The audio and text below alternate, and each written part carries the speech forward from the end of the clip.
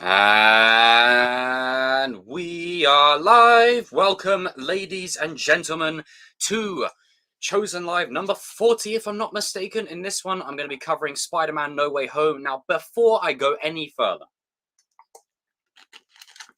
spoiler warning. You have been warned.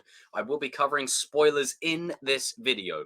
So if you have not seen No Way Home and are intending to see No Way Home, click off this video immediately, because I don't want people moaning at me saying, "Oh, you didn't tell us, you didn't let us know." You were duly informed. I let you know. There's going to be spoilers. There will be plenty of spoilers in this video. Now, not right away. For the first 10 minutes, I'm going to literally give you my overall thoughts on if I like the movie or not. And if you couldn't tell by my recent string of videos, then, I'm sure you probably know what my answer is.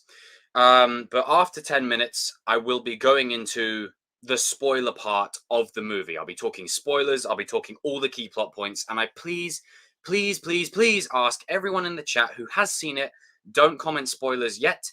I will give you guys the okay. But, I've got spoiler warning in the thumbnail. I've got spoiler warning in the title. I've got spoiler warning down here in a nice big red bar. So you have all been warned. Now, what did Jacob think of No Way Home? What did the Chosen One think of No Way Home? I liked it. I really liked this movie. I didn't love everything about it. There were certainly things I would have done differently. There were some changes that I would have made. But overall, by and large, cheeky product placement, this movie is fucking sick. Oh, God, this movie is so fucking good. Now, I tell you, I've never felt so many emotions in a cinema in ages. I didn't even feel this much for Endgame. I felt it for Endgame, but not in a different sort of way. Endgame was the fitting conclusion to 20-odd movies of story and, dating all the way back to 2008's Iron Man. But this is like 20 years of history. Like, the emotions are strong in this one. There were moments within this movie that I didn't even feel like I was going to be emotional. And I was. Everyone was emotional. So again, for the first, I'd say 7 to 8 minutes left, I'm not covering spoilers just yet. And I please implore everyone in the chat to not mention spoilers just yet. Not yet. Not yet. Later on.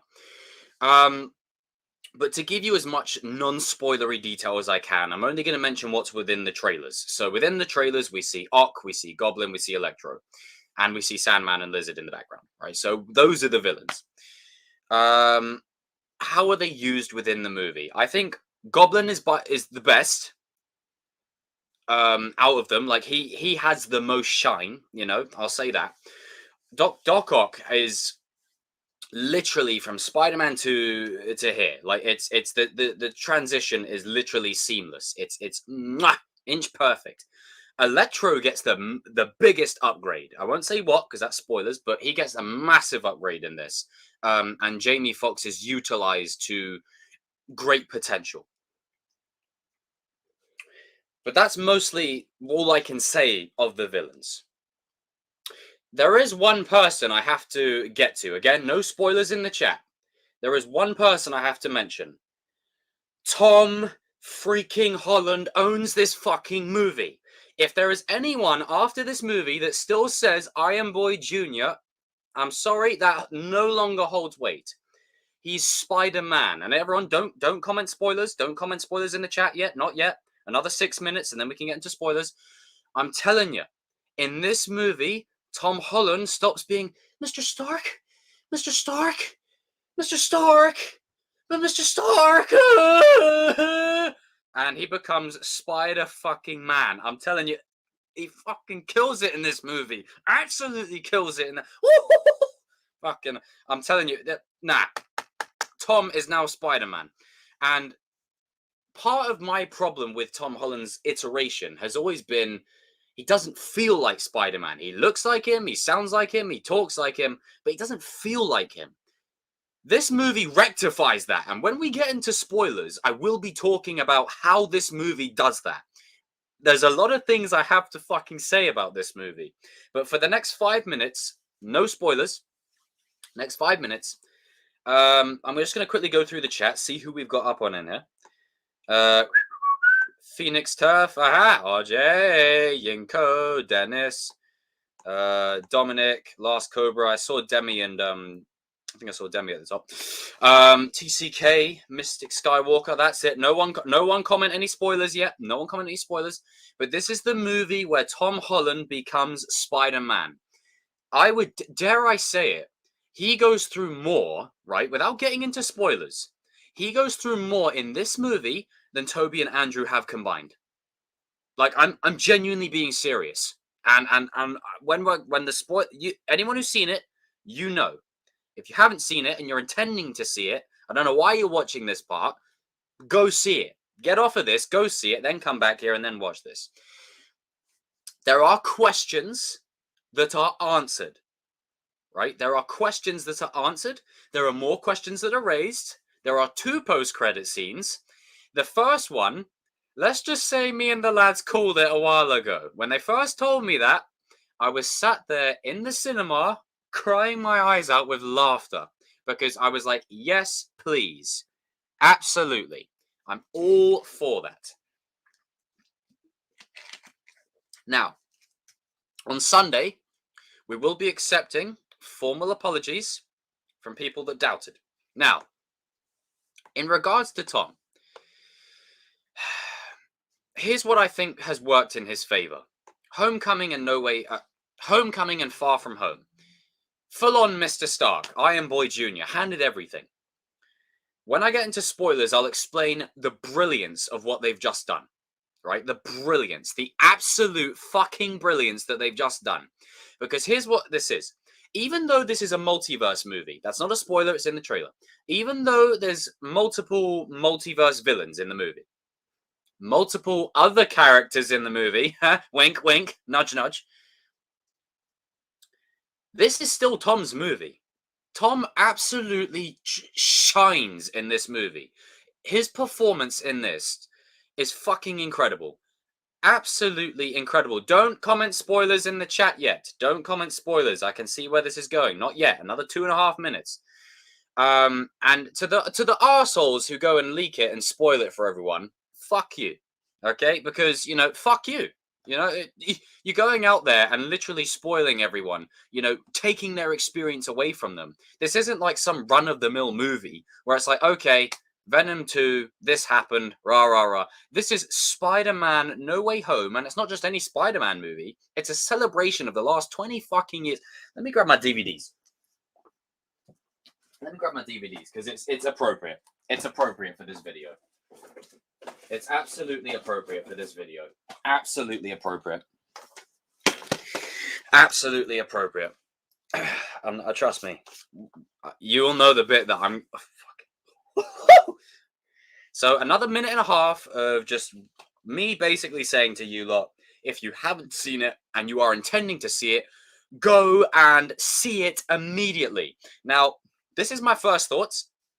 I'm seeing it again tomorrow. There might be another stream talking about my second thoughts and if anything's changed. Because again, it's not a perfect movie. No movie is 10 out of 10. As I said, things are either a 10 out of 10 or it's shit. And I got that from Dave McCrae. That's it. He summarizes it in the perfect way I've always wanted to, but never been able to. So check him out. He does some great videos. Does some great Halloween videos. But that it's perfectly said. It's either a 10 out of 10 or it's shit. It's like, well, no, hang on. Come on. We can discuss. There. Even Stanley Kubrick movies aren't even 10 out of 10, and that's cream of the crop. And yeah, if you ain't seen it, then you probably shouldn't be in it. But the way this movie plays out, it's everything you wanted. Now, could it have been more? Absolutely, they could have done even more. But what's great about it is, yes, it has fan service, but the fan service is woven into the narrative. It's woven into the story. And it fits, and it feels good. It's literally a love letter to Spider-Man and 20 years of it. I know Spider-Man has a history in the comics dating however many years back, but this is, like, I'm just talking from the movie perspective. Like, there are things from the comics in here too. Absolutely. but this is mostly focusing on the movies and really honing in on that. So we're approaching the 10-minute mark. I'm about to go into the spoiler moment. Cheeky product placement again. Just gonna hold some DVDs. The motherfucking goat. Another goat. Another goat. Screw it. Another goat. Another goat. Right. Spoiler time. Spoiler warning. Spoiler warning. We're now getting into spoilers. Ah! Fucking hell. The minute that Andrew, let me let the camera focus. The minute that Andrew and Toby showed up, oh,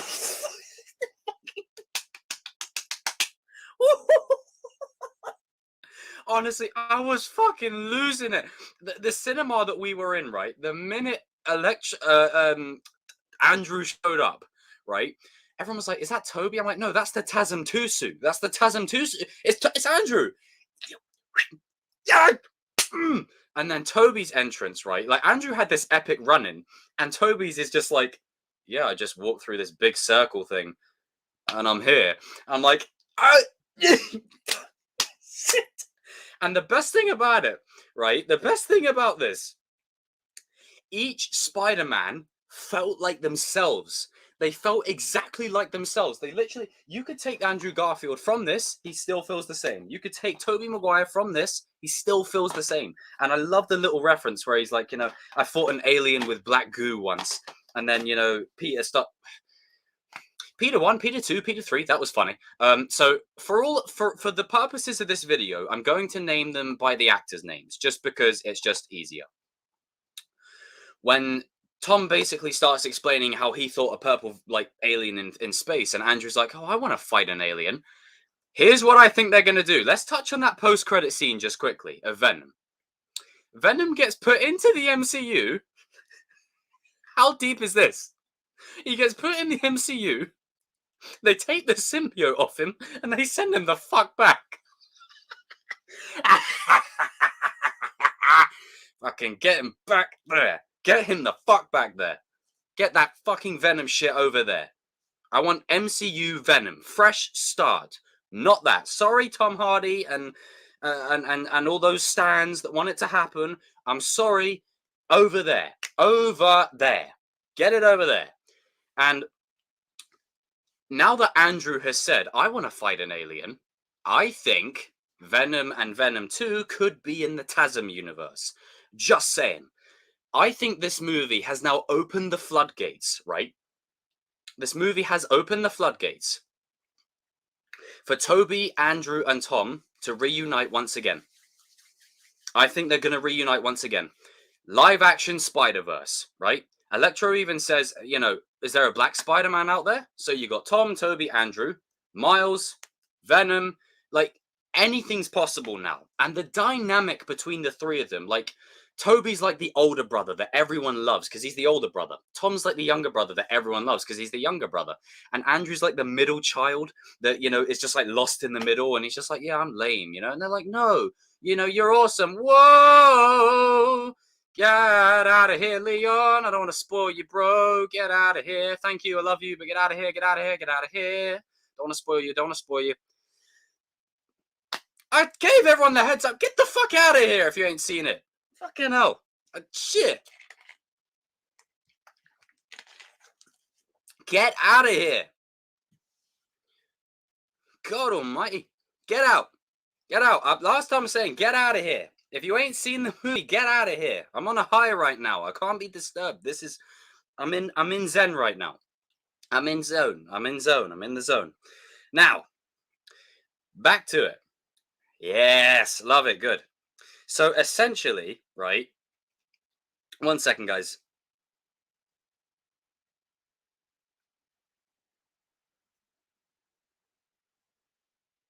One second. Okay, so literally, he's like the odd one out. He's like the middle child. He's just like, you know, oh, I'm lame. I'm lame compared to you guys. And and he says to him, no, you're not. You're amazing. You're awesome. You're awesome. You're awesome. It's like he's giving him the self-talk. I love it. and they're working together. And they're working together awfully. They're terrible. They have a little meeting point, right? In the middle of the storm. They have a little meeting point. I'm trying not to fanboy. The moment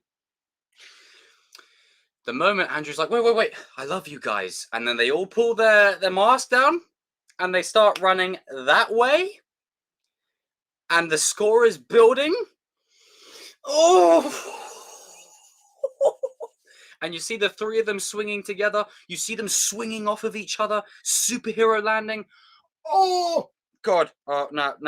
Honestly, it's honestly, Guys, can we please stop, right, doing this thing where Toby's the best, Andrew's the best, Tom's the best, rah.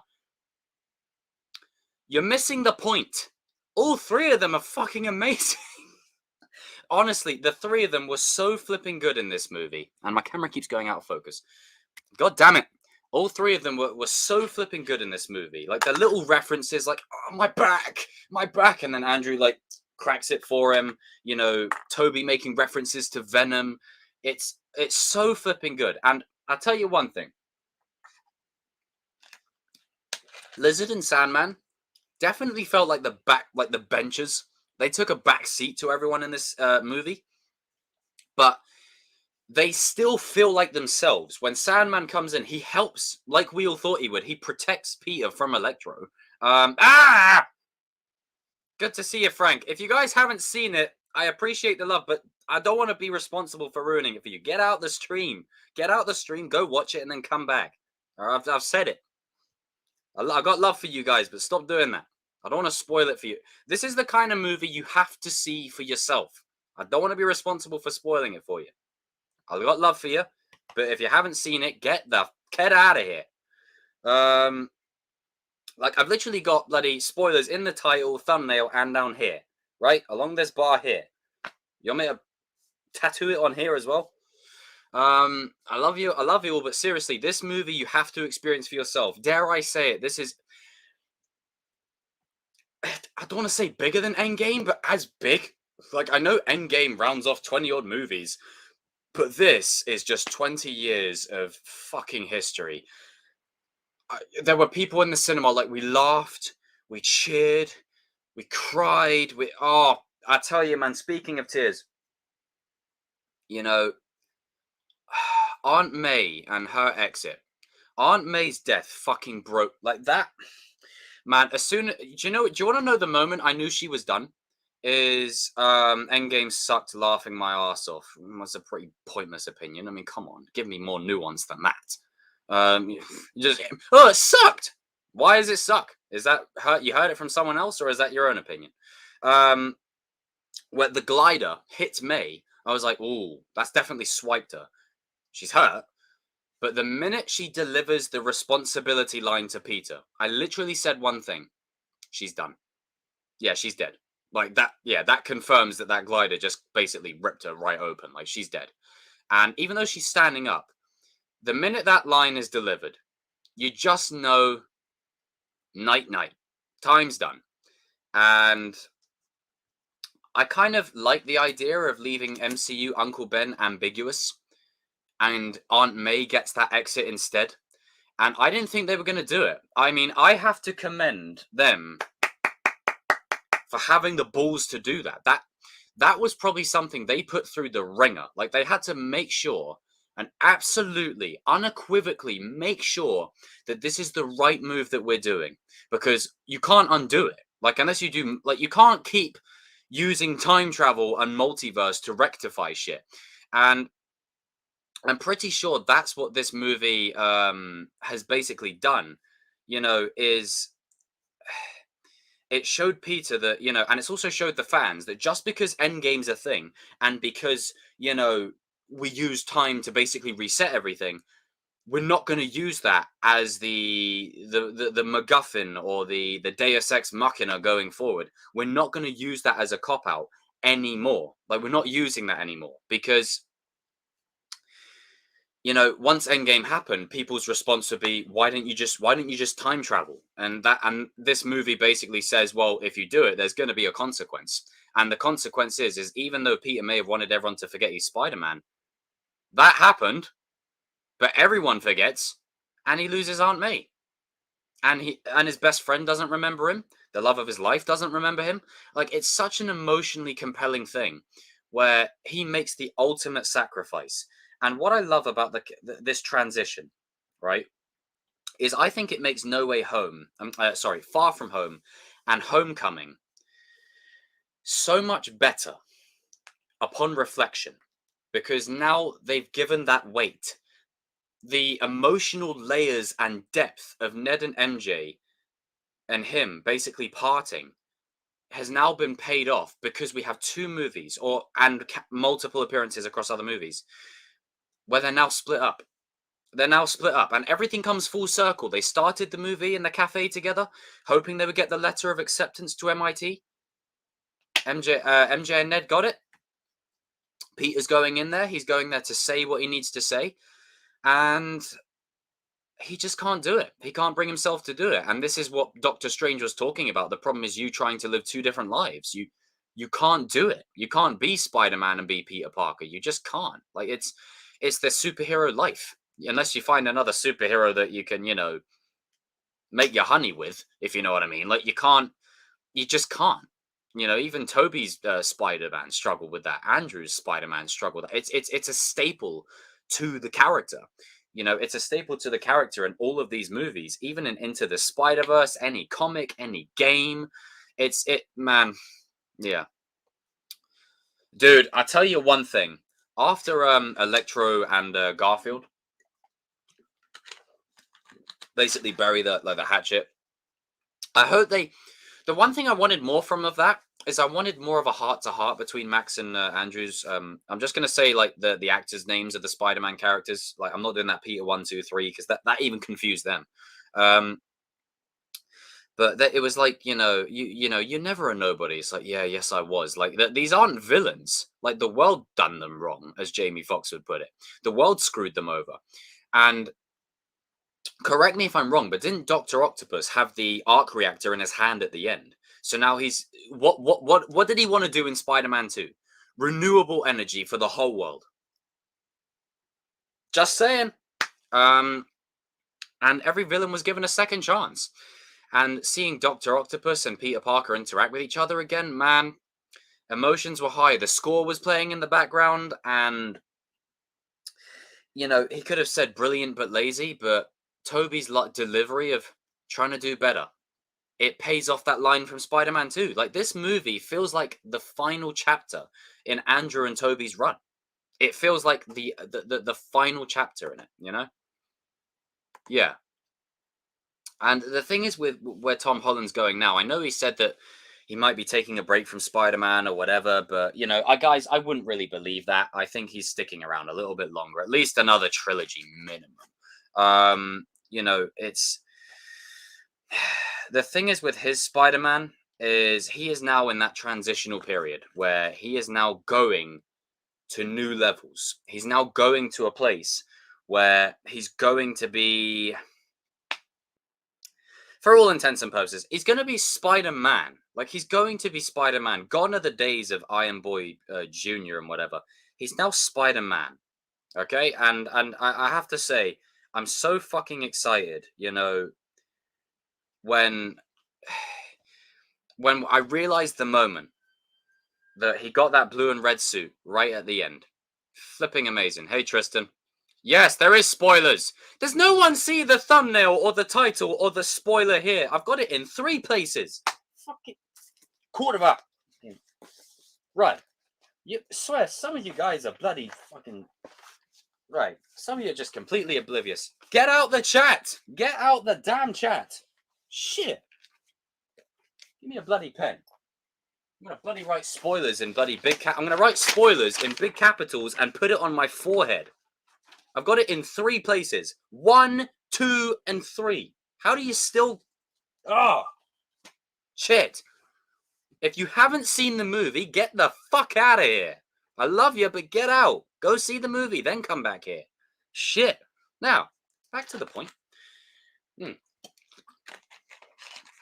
you haven't seen the movie, what are you doing here? I've got it in 3 places. Get out. God's sake. Yes, go. Get out of here. I love you guys, but if you ain't seen the movie, get out of here. Fucking hell, I got it in 3 places. The thumbnail, the title, at the bottom. Like, honestly, I need to tattoo it. I need to tattoo it on my forehead here. Shit. Look. See? Spoilers in the title, spoiler warning there, spoiler warning in the thumbnail. Like, good God. Right. Has everyone in the chat seen the movie? Just everyone in the chat, please let me know. Have you seen the movie? Because seriously, I feel like this is the problem where I have to constantly address the fact that even I've got it in 3 places, I have to still address it. Good, thank fuck. Oh, Christ. I keep saying, I'm fucking... Shit, man. Spoilers! Spoiler warning! Good God. There's nothing else I can do to prevent you guys getting spoiled. I've got it in the thumbnail, the title, down here. Like, honestly, shit. Right, now, back to the point. I presume everyone's now seen it. Fantastic, good. Now, where was I? The moment Tom Holland, right, sold his performance as Spider-Man for me wasn't in the moment where Aunt May died, right? That was emotional, but the moment that sold me, right, and King Cobra knows, is when him and Green Goblin are going at it for not the first time with the WWE moves, the second time. The second time they're going at it. Oh my God. I legitimately thought, right? Well, actually, no, I didn't think. Tom was going to kill him. Tom was going to take him off the board. He was going to kill him. He wasn't going to not do it. He was going to jam that shit right in his fucking throat. He was going to kill him. And what I love about that is Tom's been playing this innocent Spider-Man for so long. Oh, Mr. Stark, Mr. Stark. He's at a point now where he is literally pushed to this bit here. If he gets pushed just a little bit that way, man, he would have killed him. He would have killed him there and then. And then shout out to the GOAT, right? The real GOAT, Toby, coming in clutch and saying, hey, this isn't the way.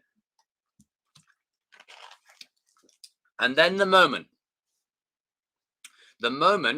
where Toby's holding the glider, preventing Tom from stabbing him, what happens?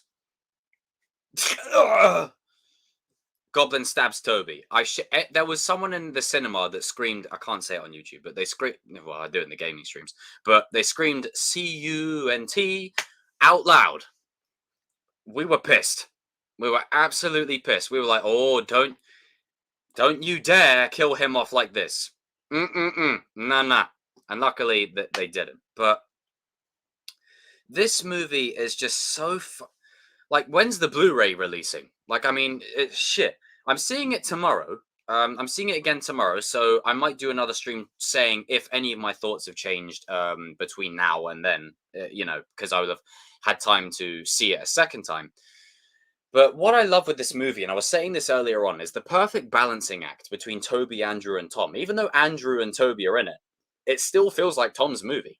It's still Tom's movie. And he gets that glorious red and blue suit right at the end, baby. Oh, God.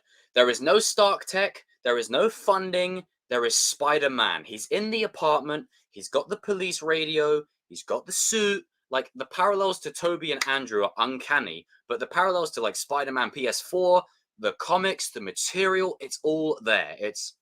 Man, I can't wait to see where they go with him next. I really can't wait to see where they go with him.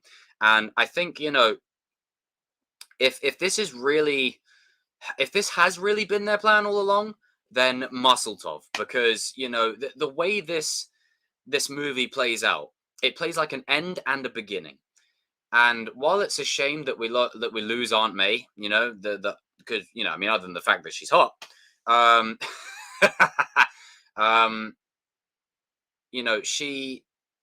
she was Peter's Uncle Ben, It was never Tony. Like, Tony's cool. Tony's like another father figure. But Aunt May was the one that always held him together. She kept that light within him. And the minute she was gone, that light was out. I knew as soon as they started giving her the development of, we have to help them. We have to help them. It's your duty. You can help these people.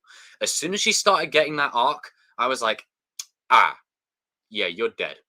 And then the moment came when Goblin and Tom were facing off in the apartment complex, and she's holding the bag. And then she gets basically blasted away. And what's great about it is she gets hit away by the glider to the point where you think, okay, she'll be hurt, but she won't be dead.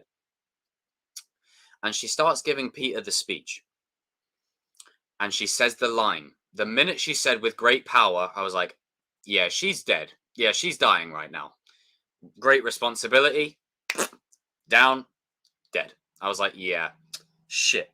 Tom's performance in this was nothing short of incredible. Nothing short of incredible. I absolutely adored this movie. I think Toby and Andrew were used correctly. I feel like they were used in the right way. Their scenes together were fucking priceless. Like a live action Spider-Verse. When? I want these three back together. Like, I really do. Toby was killing it. Andrew was killing it. Tom was killing it. And if you are to ask me who I think is the best out of the three, I'm going to surprise people. I think Andrew. I think Andrew gets really slept on. Toby's writing in those movies, in terms of story and villains, is so strong. Tom has the perfect blend of Peter and Spider-Man. But I feel like if you're talking comic to screen, Andrew, without a doubt. And yeah, boy becomes man, absolutely. Tom's homemade suit is exactly everything that Spider-Man needs to be. But I really feel like this movie has shown a lot of people that Andrew was so good. Andrew really was. And I never really warmed to Andrew at first. Like, I was, off the back of the Raimi trilogy, Tobey Maguire fanboy, woo, Tobey! So I never really gave Andrew a chance, I was just like, fuck it, they're rebooting it. Why do I need to care? And I never watched them in the cinemas. I just watched them when they came out on fucking DVD or streaming service, or I just got round to it on some way or another. And, as time's gone along, like, I've recently rewatched them, and I've seen like the little details for Andrew's portrayal. It works. Like, I mean, Uncle Ben's death is very unnecessary, I'll say. It could have been avoided, but overall, Andrew's performance in those two movies is fucking solid. And I really feel like he is the most underappreciated of the pack. As I said, Toby is like that older brother that everyone loves because he's like the superstar. Tom's like the younger brother, the youthful spirit, the energy, the one that we're living through. And Andrew's the middle. Andrew's the middle guy. He's the middle guy. But what I love what they've done with Andrew is I want him to carry on playing. I want them all to carry on playing Spider-Man. I don't want this to be it. Like, if not, it's a good send-off. It's a good swan song.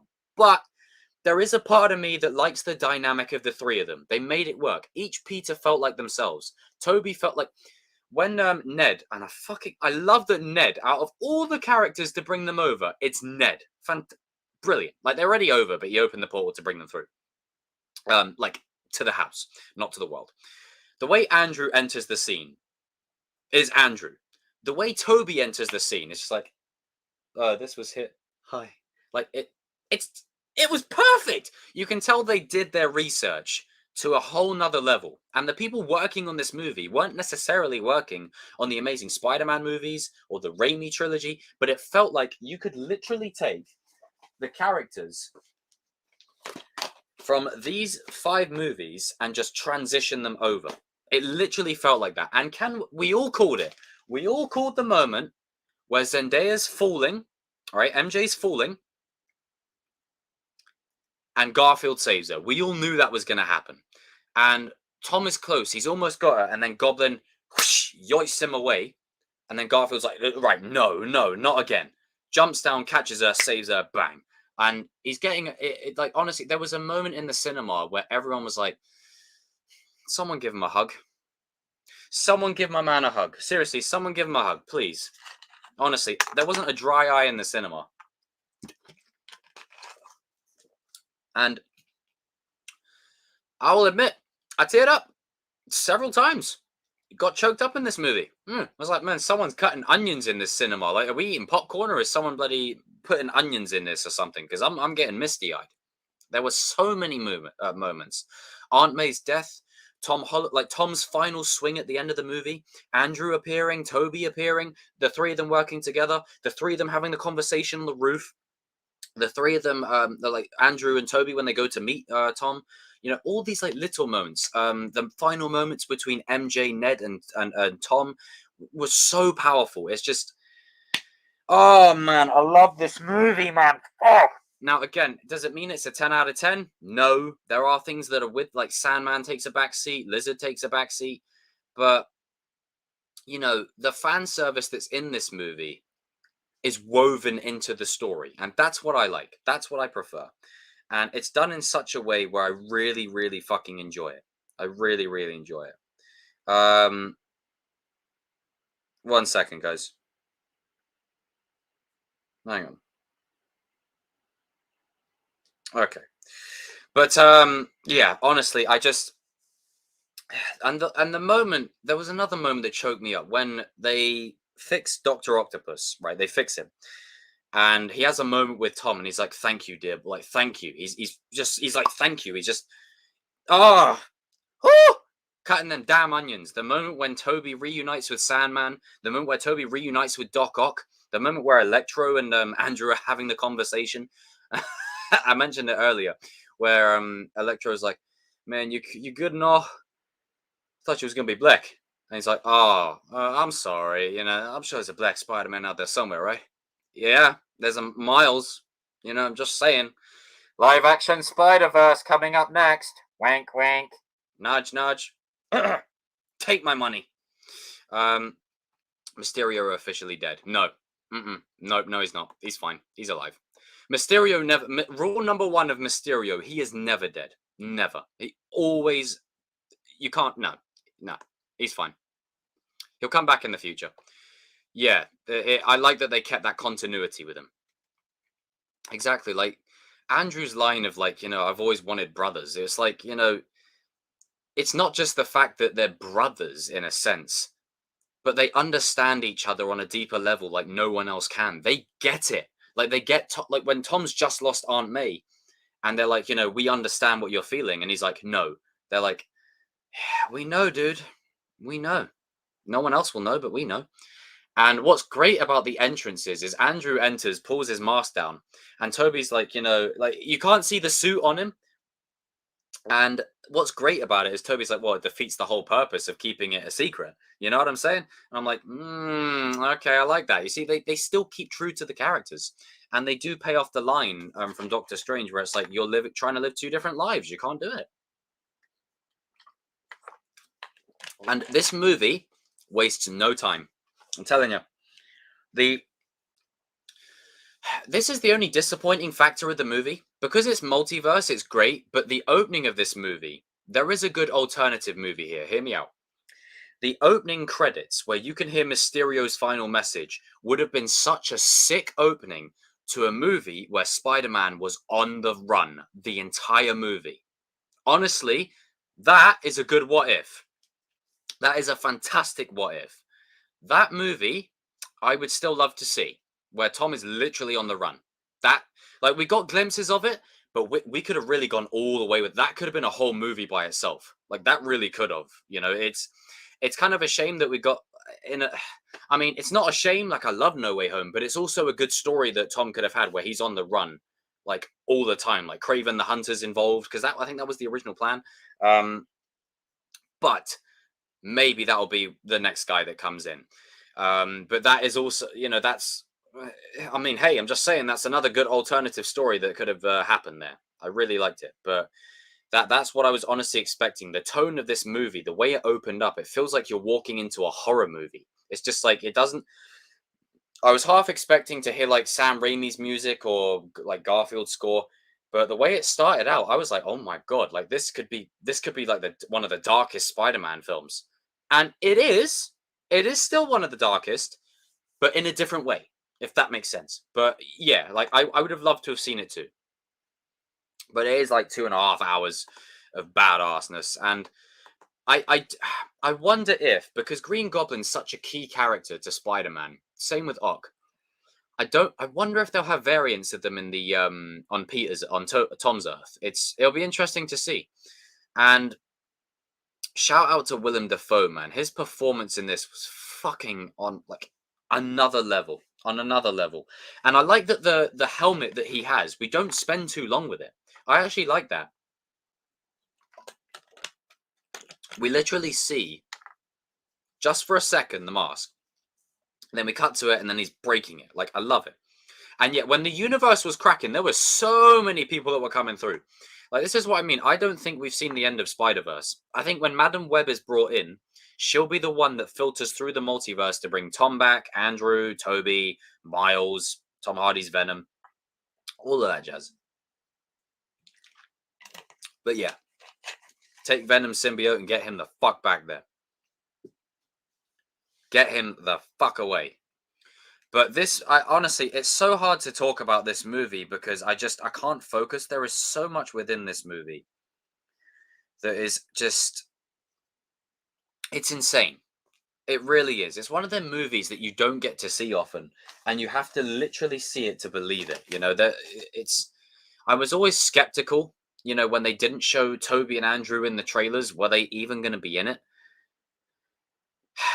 I'm glad that we were all right. And not to mention, Daredevil, Matt Murdock, in the flesh, appears in the movie. There was literally a moment where like 5 of us were like high-fiving each other because, oh, fucking hell. Oh. And spoilers for Hawkeye episode 5 if you haven't seen it. Spoilers for Hawkeye.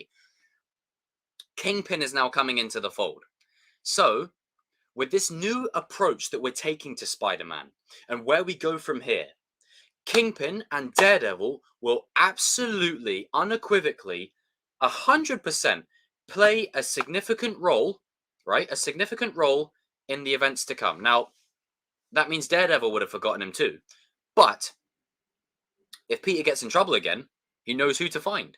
And I love the bit where like the brick comes through the window and Daredevil's just like catching it. He's like, I'm just a really good lawyer. Just a really good lawyer.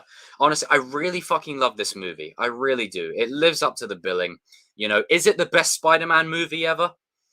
Well, that's always going to be a topic of contention. You know, people say, it's Into the Spider-Verse. It's like, no, it's Spider-Man 2. It's like, no, it's No Way Home. It's like, well, that's always going to be, that's just down to your opinion and your subjective taste. But if you want my personal opinion on the matter, it's going to be everyone's top 3. Even when, you know, like with after Endgame, we started to see the flaws in it because the hype had gone.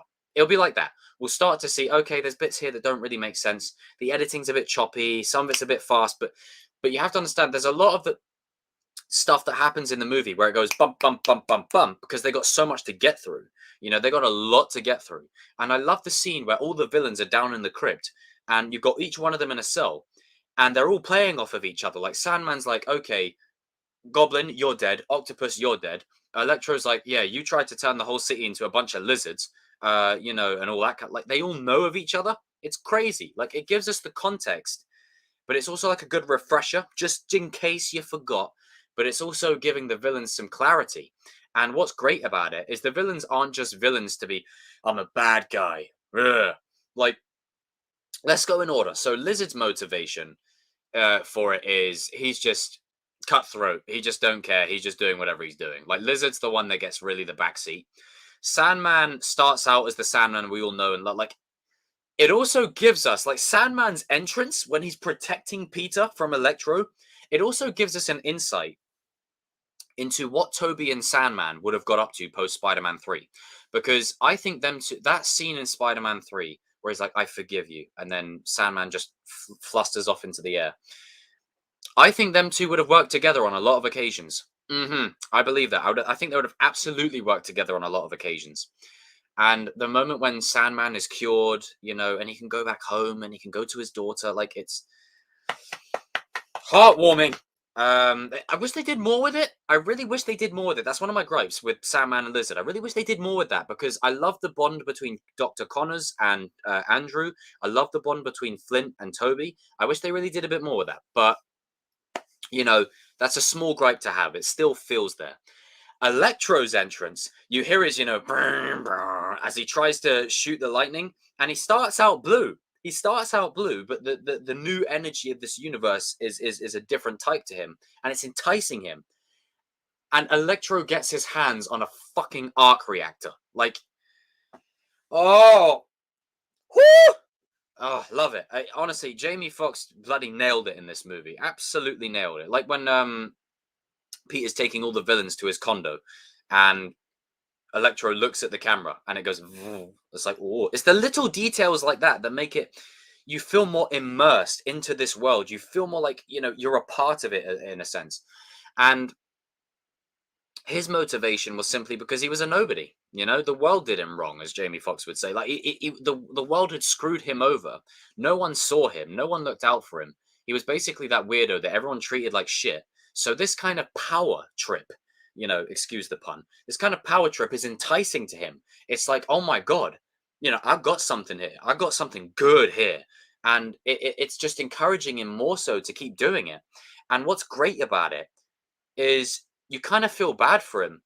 You feel badass, like he feels badass, but then you're still like, man, come on, Max, come on.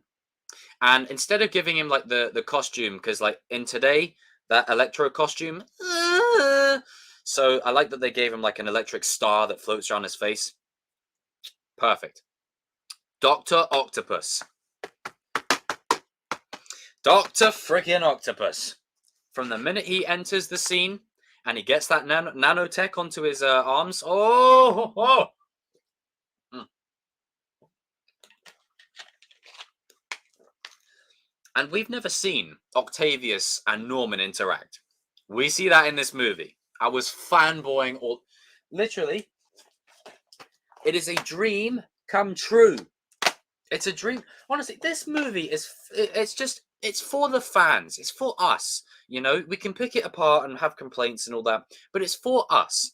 And it's not for us to the point where it's like, okay, fan service. It still serves the story. It still adds to it. And again, I'm seeing it again tomorrow, so I might do a stream seeing whether my opinions on the movie have changed or not. But by and large, I absolutely adore this movie. I really fucking do. Just everything about it. But back to Dr. Octopus. I like how when he gets, he's back in control of his arms because of the inhibitor. He helps them out. Like he helps them out. He's not present at the final battle until the clutch moment, where he's holding Toby and Andrew. And then, Electro's like, I got this or whatever. And then he grabs Electro, takes the thing off him, cures him. And oh God, it was perfect. And then he even tries to fight Goblin. He's like, grabs the glider. Oh God, so good. But the villains stood out. The villains were cool. I just like the villains in this movie, And what's great about it is Aunt May's line of, we can help them. You can help them. Don't just send them back there. You can help them. You can really help these people. And even in death, she still wanted Peter to do the right thing. Even in death. Heartbreaking. Tony said him and MJ made up. Do you think they had a family? Maybe, but I think I'm kind of glad that they left it ambiguous. I'm kind of glad they didn't specifically say, oh yeah, me and MJ were married, we've got kids, got the white picket fence, got a lovely house. Like I'm glad that they didn't specify it. I'm glad that they kept it ambiguous. But yeah, I presume so. With Goblin, however, oh hang on, what's this? They should have brought yeah, I wouldn't have minded that, but I think the villains that they chose worked. I think Rhino would have been a good addition. He would have been a good addition. But let's talk about Green Goblin for a minute. Let's talk about this man. Let me open the DVD. Let's talk about the Green Goblin. Norman frickin' Osborn. Willem Dafoe. Mate. Holy shit, what a performance. Woo! Like he does so well at playing the vulnerable Norman, where you feel bad for him, and then he does so well at playing the arsehole Goblin, where you hope Peter beats the living daylights out of this dude. And what I love about the Goblin character, and Michael Giacchino, hopefully I said that right. His score in this movie was fucking insane. The final fight scene between Tom and Goblin, where he's beating the shit out of him, right? Or as I said earlier on, he's about to cross that line. You know, even in the offset, even after he gets basically screwed up, he's still laughing. Then he stabs Toby, he's still laughing. He's going,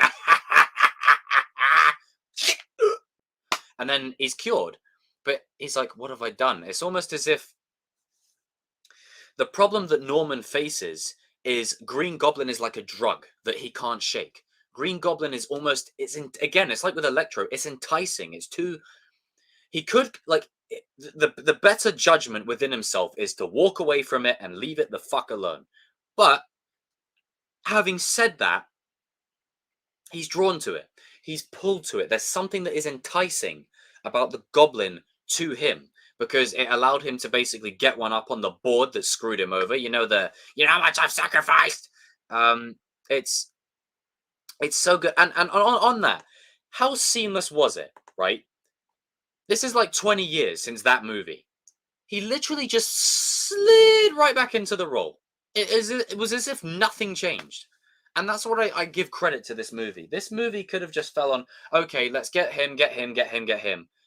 And okay, the actor's back, but it's the character back. Do you know what I mean? Like, it's where, okay, you can get Willem Dafoe back to play Green Goblin, but is it Green Goblin? Do we feel like that is Green Goblin? The one from that? And yes, it absolutely bloody is.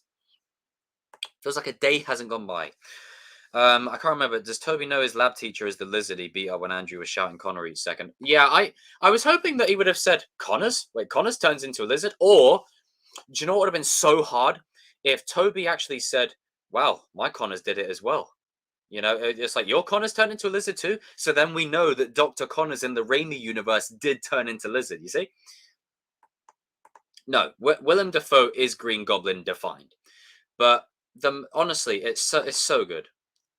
Electro is hilarious in this movie. Personality differences, but yeah, Jamie Foxx was having a well of a time in this movie.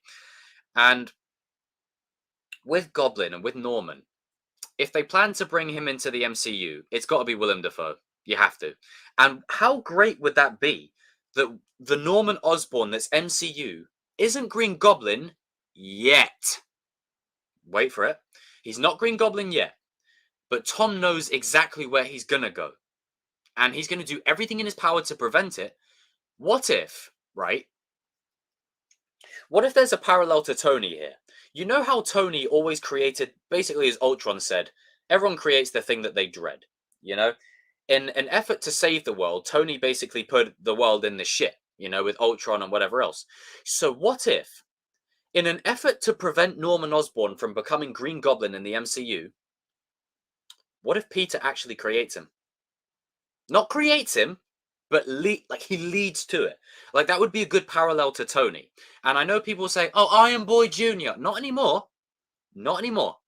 Not at this point. At this point, a parallel to Tony Stark. Don't make him Iron Boy Jr. anymore. He's Spider-Man. Oh, dude, I could imagine. Oh, you were sat there like, yes, because I was. There's got to be a black Spider-Man out there somewhere. Yep, Miles, baby.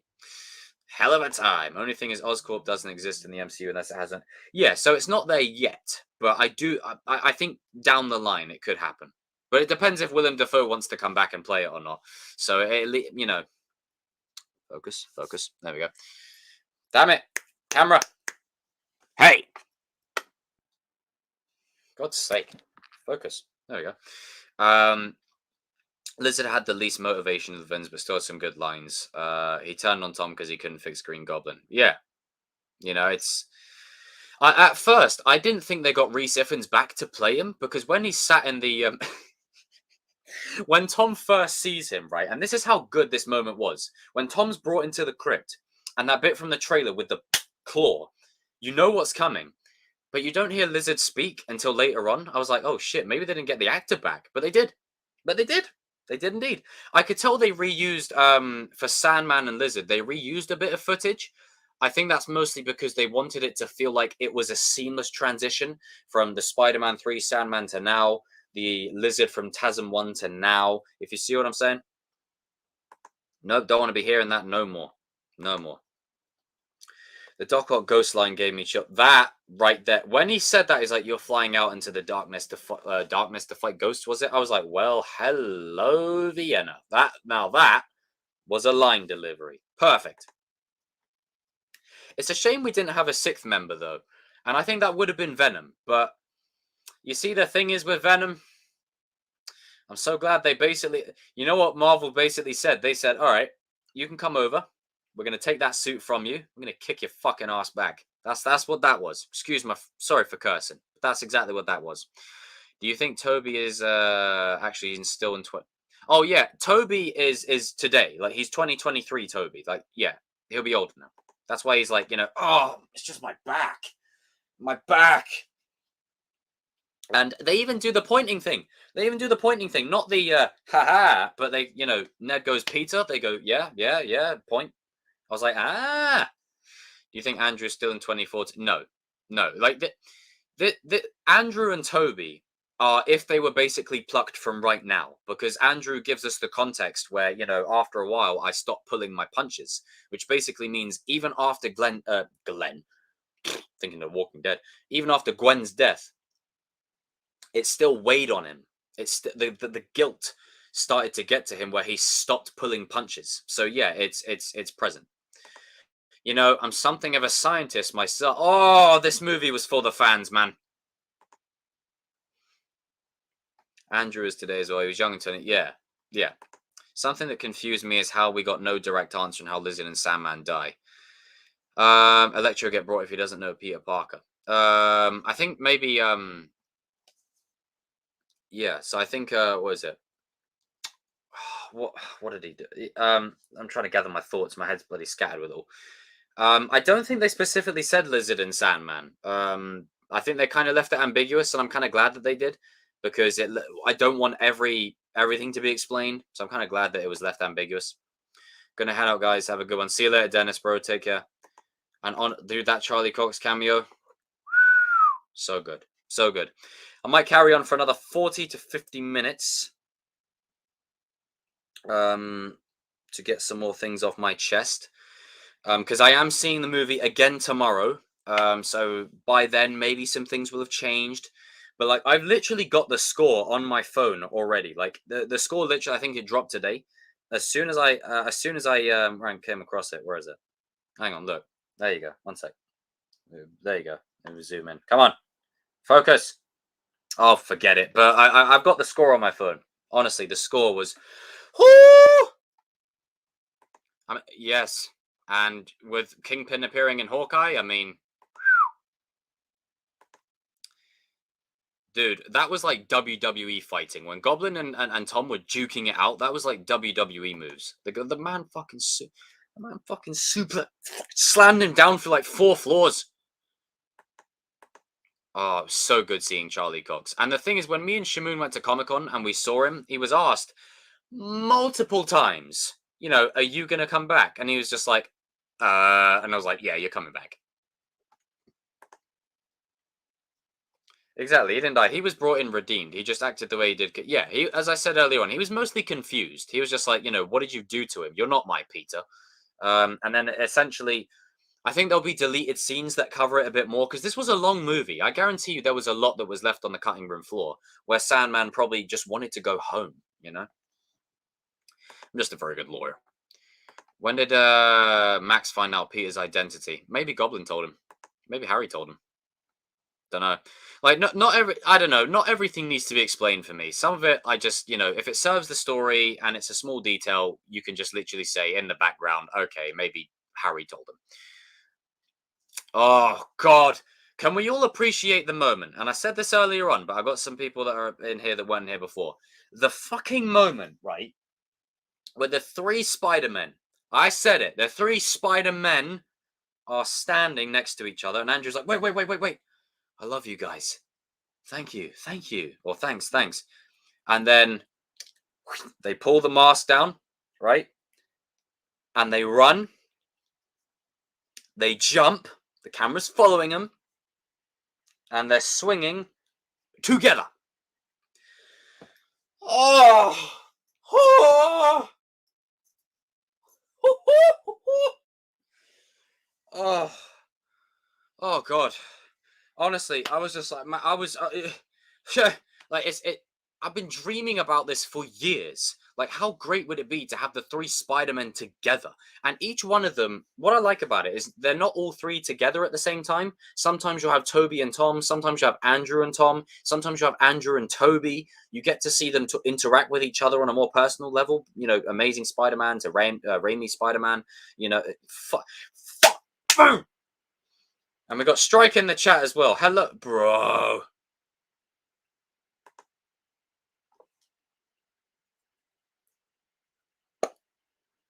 Love you, Leon. Toby's Peter referenced Harriet. Yeah, when he said that I died after he tried to kill me, and Ned's like, I promise I'm not gonna go and try and kill you. I was losing it, mate. I was honestly fucking dying because he's just like, huh? I actually really don't want Ned to become a villain. I just really don't want it. Like, I mean, it could happen, but at the moment, not for it. Not for it. But what about that red and blue suit at the end? Weren't that shit fire? Like, and that's what I wanted to touch on. No fucking words. I know. Exactly. That's why, yeah, he killed Harry. That's why he's not in No Way Home. Oh. Oh. Is that confirmed? Holy shit. Damn. Oh, J. Jonah Jameson. J.K. Simmons was fucking amazing in this movie. Absolutely amazing. And what I love about this, you know what this movie acts as? It acts as a conclusion and a reboot. And not a reboot in, oh, they're decanonizing everything. No, they're basically taking it from one direction. The movie was trash, honestly. Okay. We're all here having a good time. What are you doing here? Get the fuck out of here. God almighty. If it's trash, honestly, why are you here? We're here to talk about what we enjoyed and have a good time. If it was why do people give such generic answers? It's either a 10 out of 10 or it's trash. It's like, well, no, discuss. Give me some reasons. Why is it trash? I want to know why you think it's trash. Please tell me. How can you be pleased how can you not be pleased as a Spider-Man fan with this movie? No, I know Andrew didn't necessarily kill Harry, but it does give you a bit of insight into maybe he beat the shit out of him, which is something that, you know, I would like to see. Because, you know, God curse you, Spider-Man. Knock him in the face. But yeah, comic accurate, yeah. But what's great about it is it acts as a, now I'm back on my point. Yeah, damn it. Exactly. You tell them to go away. It acts as a soft reboot where Peter basically starts out the trilogy with everything handed to him. It's like, here you go. And now, there you go. It's that. How much I like the movie, but it was trippy seeing all three of them. Oh yeah, it was trippy, but it was brilliant. The first, I mean, I don't want this to be the last time we see them. Like, if Toby and Andrew don't come back, then it's a good swan song. But live action Spider-Verse, Tom, Toby, and Andrew, man, I'm telling you, the three of them make it work. And and remember, money fucking talks. The box office numbers are absolutely raking it in at the moment, right? And I think we have one movie to thank. Into the Spider-Verse. If it wasn't for Into the Spider-Verse, none of this would be happening. Into the Spider-Verse showed Sony, we want this. This movie will show Sony, we want this. Toby, Tom, and Andrew, get them back together again. They have such a good dynamic. Throw Venom in there. Maybe throw Miles in there. You know, you could do a live-action Spider-Verse. You can do it. I want it. We love to see it. But back to my point. They've given it a soft reboot to the point where Toby, see, so many Spider-Men here. Peter 1, Peter 2, Peter 3. Where Tom has now, he's got a fresh start. He's got an apartment, you know, he's going to be, it even has like rents due at the first of every month. He's going to be scraping by. He's going to be struggling. He's literally in every position that every other Spider-Man has been in. And I'm so happy. Like, it's, you know what's sad about it? is you don't want to see him in that position. You really don't want to. But at the same time, it's so integral to his character. It's so integral. And what's the draw for me with it is he's alone, you know? Toby and Andrew at least had Aunt May. He has no one. He has no Tony, no Aunt May, no Uncle Ben. Happy's forgotten him. Ned's forgotten him. MJ's forgotten him. He's got no one. Doctor Strange, every single person has forgotten him. He's alone. He is the definition of the ultimate sacrifice. And I know people basically have been saying he's like the new Iron Man of the MCU. I disagree now. I think he's the new Captain America. I know Sam Wilson is the new Captain America, but you know, like the new Steve Rogers in that head. Not the new Steve Rogers. Let me reword that because someone's going to go, he's not the new Steve Rogers. But you know what I mean? Like the essence of Steve Rogers, the selflessness, the ultimate sacrifice. Like it's ingrained within his Spider-Man. And I tell you, for the next trilogy, I'm fucking excited because he's literally in the prime position for great Spider-Man stories. Homecoming and Far From Home were okay, but they were Iron Boy Jr. Now we're Spider-Man. Let's go. Yeah, they all their nerdy mannerisms, I know. Yeah, exactly. It looked like Toby's. It also looked like the Spider-Man PS4 one. And I must say, dude, Toby, fucking hell, I was about to say, don't you dare kill Toby. So, I mean, you don't bring Toby back just to kill him off. I've been saying that for months. But what sticks out for me about it is just the emotional depth. It's just so palpable. This is probably the most emotional Spider-Man movie I think we've ever seen and probably will ever see because it's got so much attached to it. It's got so much riding on it for the villains, the characters, the generations, Toby, Andrew. And you know what? What would have been the icing on the cake is when he said rent's due at the first of every month. I was so hoping that Mr. Dickovich would appear. I was like, please, please. No. Hopefully soon. Maybe this opens the opportunity now for Harry and Peter to become best friends. It's possible. Homecoming was meh, Far From Home was better, and then No Way Home was just on another level. Facts. Absolute facts. Exactly. Peter has sacrificed everything. Everything for everyone to have a life that he can only dream of. It reminds me of I don't know if I've got any Doctor Who fans in the chat here, but at the end of season 2 of Doctor Who, the Doctor basically says to one of his companions, and spoiler warning, he says to one of his companions, you know, here you are living a life day after day, family, stability, like the one adventure I can never have. That's Spider-Man. He can't have that story. He can't have that adventure. He can't do it. And he makes that sacrifice. And I believe he's made the ultimate sacrifice. He's not just made everyone forget him. He's made everyone that meant something to him forget him. And I honestly feel like Tom Holland, every actor was great in this. The performances were fucking insane. But Tom deserves an award or something for that shit. Because I'll tell you what, the look in his eyes when he was going to go and kill Goblin, like before he was going to go kill him, like when he's like in the pose, like that, I was like, oh, Norman, you're about to get it now. And yeah, I mean, we know, yes, Michelle is MJ. That's it. We don't need Mary Jane. We've got Mary Jane. It's Michelle. We don't need that. We don't need that here. We have Zendaya. It's perfectly enough. Yeah, Andrew's always been left out. So he said he was amazing. Not only Andrew, Peter. Yeah, Andrew. Yeah, it's because, as I said, Andrew's the middle child, isn't it? He's the one that no one really roots for. Like, I mean, I've rooted for him in the last couple of years, but it's either Toby or it's Tom. Andrew's the one that always falls short. So I'm happy he gets shine in this movie. I want Andrew to keep playing it, man. He's so good as Spider-Man. He really is. They all are. I'm glad they're going towards traditional Spidey with Tom. That was my only gripe with him. His changes the game. Comic accurate suit. His experience lost and he's down his luck. That's Spider-Man. Exactly. And that's where the best storylines for Spider-Man come in. Because he has nothing. He has... The appeal of Spider-Man, right? And it's not that we all want the same thing. It's just...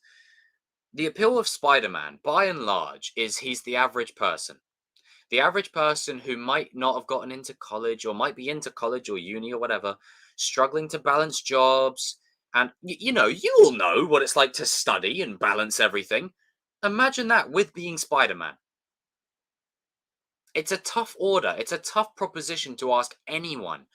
And what really like breaks it for me is Peter's like act of selflessness is something that I wish people in the real world would have, because it's something that's so, you know, he doesn't put himself first ever, ever. And the put it this way, in any medium, whether it be comic, movie, show, or whatever, an alien symbiote, a black alien symbiote, has to come from outer space to make Peter selfish. That's how much has to happen for him to be selfish. It literally has to come from the sky. It doesn't come from within. It has to come from up there. Unless he's, again, using the Punisher analogy, you know, one bad day away from being me kind of thing. Oh, man, Punisher needs to come back to.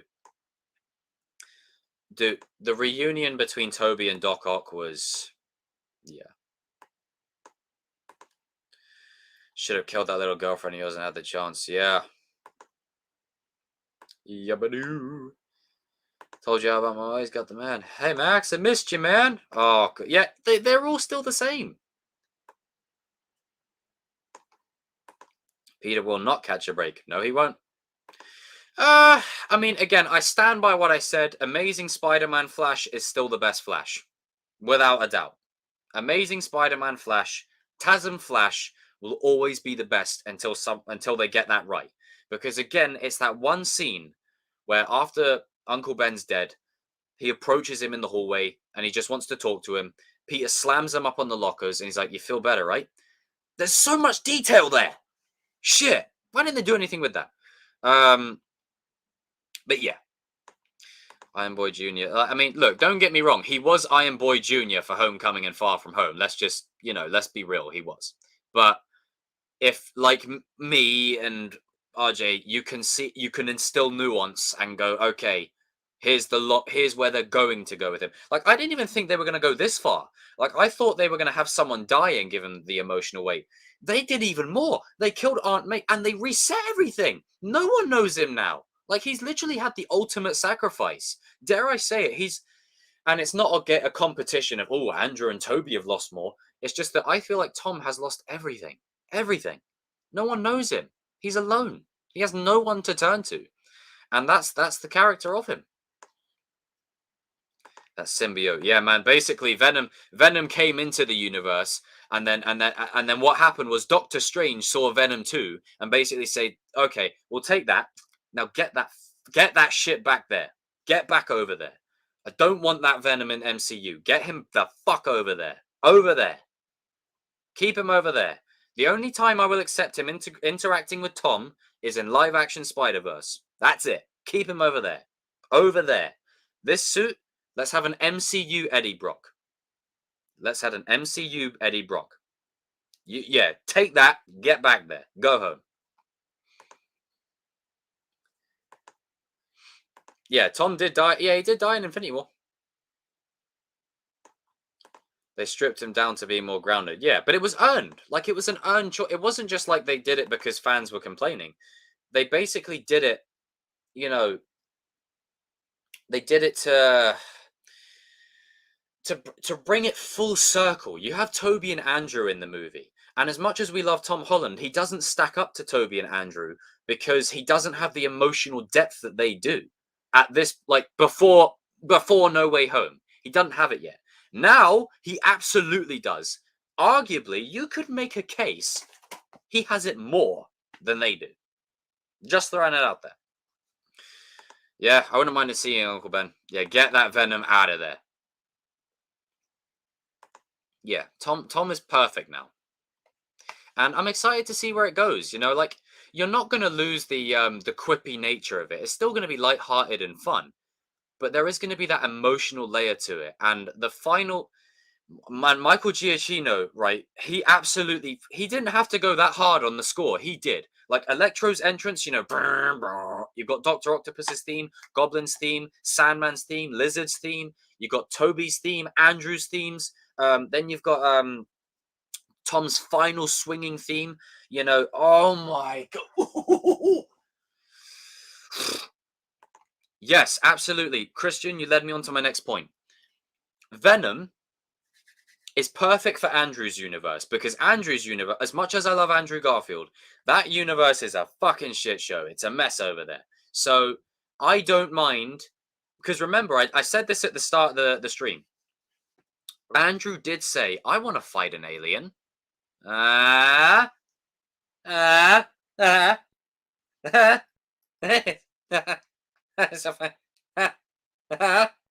yeah. I'm waiting on someone on the chat to say yes. And someone say yes, please. Someone say it. Someone say it. Come on. One of you. There's 18 people in the stream there. One of you say it.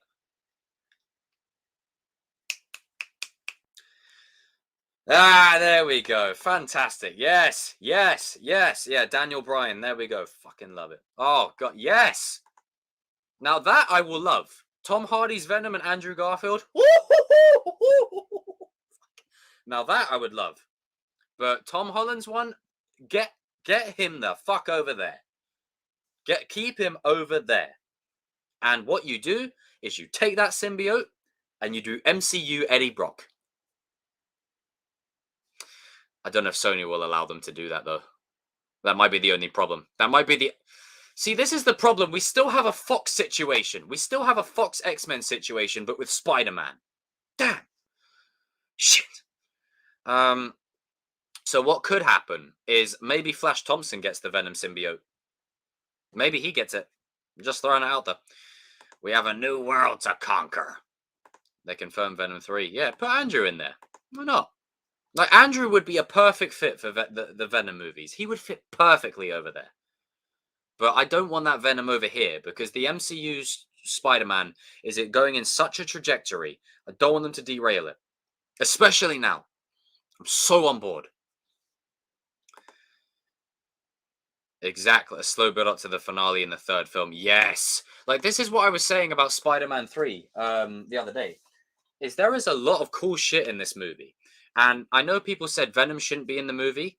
Venom shouldn't be in the movie. The black suit, yes, because you get moments like that where he's lit. That moment right there, I flipping a door, right? The black suited Spider-Man should be in Spider-Man 3 because it ties into the thematic elements of rage, anger, aggression, revenge on Sandman, aggression towards Harry, anger towards the public. It works. It's just they shouldn't have brought Venom in. They should have kept the black suit, had Peter get rid of the black suit, rip it off by the end of the film, then you set Venom up for the next movie. Cut to black. See? Told you, I'm fucking genius. That's what I would have done. Reminds me of when I basically went on that rant about Venom too. Ah, Marissa. The hottest Aunt May. Man. Bummer. But yeah, she went out and I'll say this. Let me find that line on her tombstone. Where was it? Where was it? Aunt May. It's that famous line, when you help someone. Because I tell you what, that line never gets old. And even in the Spider-Man PS4 game, I'm pretty sure they use the same quote. There you go. When you help someone, you help everyone. I'm pretty sure they use the same quote. But yeah, it just... Yeah. What a fucking movie. What a movie. Godspeed, Aunt May. Do you think Kingpin will be in the next... Yes. After Daredevil appeared? Absolutely.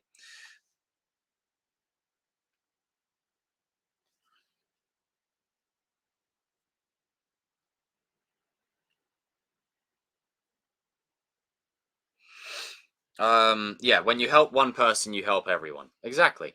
And that leads me to my point. I've touched upon this before.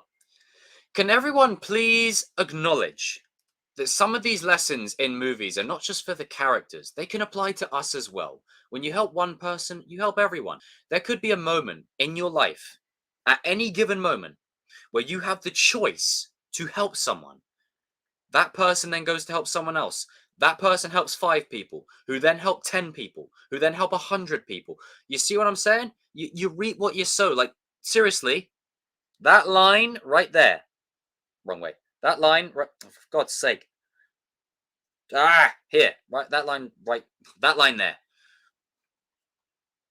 Arachnovature score in No Way Home. Oh, God. Yep. That score is amazing. The cinematography was so good. And what I loved about the opening as well, not just like the fantastic shots through the subway and everything, when the people are like crowding MJ and Peter, and one of them's like, Spider-Man just hit me. I was like, man, I wish he hit you harder, like, you fucking bitch. Like, Jesus. Like, this is what you have to deal with when you're famous, is people like touching you. Get the fuck off. Because they want to sue your ass. The minute Strange put him into the mirror dimension, right? The effects on that, the effects are going to be amazing anyway. It's a big budget movie, but the effect was so flipping crisp. Like, you literally have this Rice Krispies box, right? Don't ask me why I have it. This Rice Krispies box. Where's my notepad? Right, and then it's literally like seamless transition. Flipping loved it. So good. Yeah, that was a bit questionable, but I think it's because Aunt May wanted him to, you know. It's because Aunt May was like, you know, hey, come on, this is what we do. This is who we are. Like Spider-Man, Harry Potter, and Cobra Kai for the life lessons. Absolutely. Literally gave a homeless man a few dollars to make his day. We got to spread love more. Demi, you know what, bro? Me and you are in two minds. I was leaving work on Thursday evening. I was coming down the tube station, and there was a guy literally sat downstairs with a cup where, like, he wanted change, and I didn't have any change on me. I didn't have any change. But I didn't want to leave, you know. I didn't want to not give him anything. So I literally gave him a £5 note. I gave him a £5 note into the cup. I said, you know, go get yourself some food, you know, get a coffee or something, you know, keep yourself warm. And normally I like to give them stuff, so that way I know that they've got it. But I'm the kind of person where I'm like you, Demi. I can't walk away not doing anything. Anytime I do it, it hurts. Honestly, it hurts. I always feel guilty for doing it. Like, if I see someone struggling and I'm turning the other way, I feel like shit. Honestly, I feel like crap. Oh, Lisa, that's a shame. I'm sorry to hear that. Well, in this instance, Lisa, the one thing I'll suggest, if you have no one there to look out for you, be your own hero. Seriously, be your own hero. Be the person that you want to see for other people. You know, I think back to, and I use my examples and my stories because hopefully it can inspire you guys. There was a time when no one was there for me. No one. Absolutely, and I mean no one. I was at my lowest point. No one was there for me. And thanks to, like, pop culture, you know, for inspiring me to carry on. But I said, you know what? I want to be that figure, that spearhead for other people. And then they can take that and apply it to themselves. Like, it's great to be there for other people, but also remember, sometimes you have to be your own hero. You have to be comfortable with the person that you're looking in the mirror. Like, you know, when you look in the mirror, are you happy with who you see? And if the answer is no, how can you improve it? How can you change it? How can you work on it? If the answer is yes, hey, howdy, hey, you know? So be your own hero, Lisa, you know? It's great to be there for other people, but, you know, be there for yourself too. Yeah, John Watts has done wonders with this. A bottle of water in a jacket. Hell yeah. It's the way. It's the way, man. It's the way, Strike. Seen Spider-Man No Way Home 3 times. It's a masterpiece. Yes, it is. It is. Absolutely it is. I'm buying fucking 4K Blu-ray everything. Hey, Paul the Dude. I hope you've seen No Way Home. This is No Way Home spoiler talk. Be the person that you needed growing up. Yes, absolutely. And Peter looked at MJ when she said she loved me, looked down and swings away. Man. Hey, Cobra Badass Kai, what's up? Ah, you're welcome, Lisa. So again, spoilers for No Way Home if you haven't seen it. 5, 4, 3, 2, 1. All right, resume. Um, yeah, you know what? I was saying this the other day. If Hawkeye sticks the landing on episode 6, this will be one of the best Marvel projects. I firmly believe that. Yes, I firmly believe it. It's not only good as a Christmas movie, but it just feels good. Like, we've had Clint for so long, but it feels like we're just now getting to know him. I absolutely, absolutely adore this show. But yeah, this movie is just off the chain. I love everything about it. I love the moments, the callbacks, and the heart, the emotion that goes into this, the heartfelt moments. That they choke you up. They're palpable. You can feel them, and I really hope people take away from this movie that it isn't important if Toby's the best, if Andrew's the best, if Tom's the best. They're all fucking amazing. They're all amazing. As Toby would say, you're amazing. Love that part. Love that fucking part. I'll tell you one thing though. What this movie has also done is it's given me an appreciation for Amazing Spider-Man. It's given me an appreciation for that. It really has, And as much as like Spider-Man movies, there are more bad ones than good ones. What this movie does is it makes you appreciate them, even though they may not be. They're still not great. They still have issues. Day by day he gazed upon her. Day by day he sighed with passion. God, um, you know. Aside from that, like all like Garfield, Maguire, and Tom both have that across their things. I'm gonna leave it to my man Christian to explain it. They're all spectacular. Yes, they are. Absolutely. Do you think Hugh Jackman and Patrick Stewart and Doctor Strange too? I think it's possible. After guys, we're in the. I know people want to, I want to keep my expectations low so I don't be disappointed. I get it, but after this movie, come on, we're in the age of the impossible being possible. We had Luke Skywalker come back in Mandalorian. Spoilers. We had bloody all the 3 Spider-Men together. There's so much going on right now. We're eating good. We're eating good. Enjoy it. Absolutely enjoy it. Had great development in this film. I knew Melina and Dafoe great development, but Electro's arc was very pleasing. Yep, it was better. It was an upgrade on what was before. CGI was a little weird at times, but the fact Toby and Andrew wore the same costumes is again was legendary. They were unaged, unlike their villains. Yep, once in a lifetime. Exactly, it's once in a lifetime. You might not get this again. Enjoy this. Enjoy this moment. He's being someone he's not. Yes. Do you think the Spider-Mans could come back? Yeah, absolutely.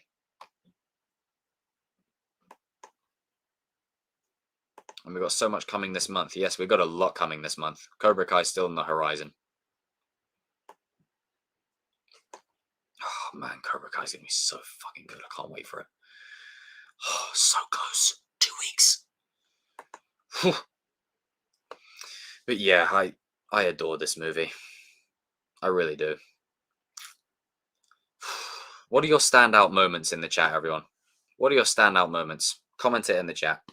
I want to see what you guys have to say.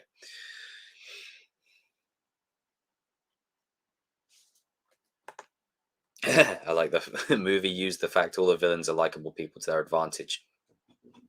Yep. It's clever. It works. It works. And they did it well. What do you think of CW Flash? I liked it at the start, and as time went along, not anymore. Not anymore. Just cringe. I would save my standout moments for Sunday. I have a lot to say. I bet you do. I bet you do. But I did feel like it was important that I came on to do a classic Chosen live, where it's just me on my ones, giving you guys my full thoughts and contextual analysis. And again, I'm watching it tomorrow, so I might do a stream again, basically talking about has anything changed upon my second viewing, and any little like details that I missed before. But man, I really like. There are issues with this movie from a film standpoint, but I really can't be asked to find them. I really feel like this is a movie which is for us.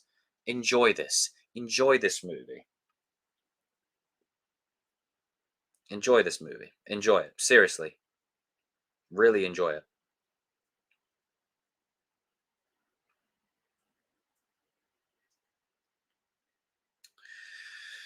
Okay, what do you guys say?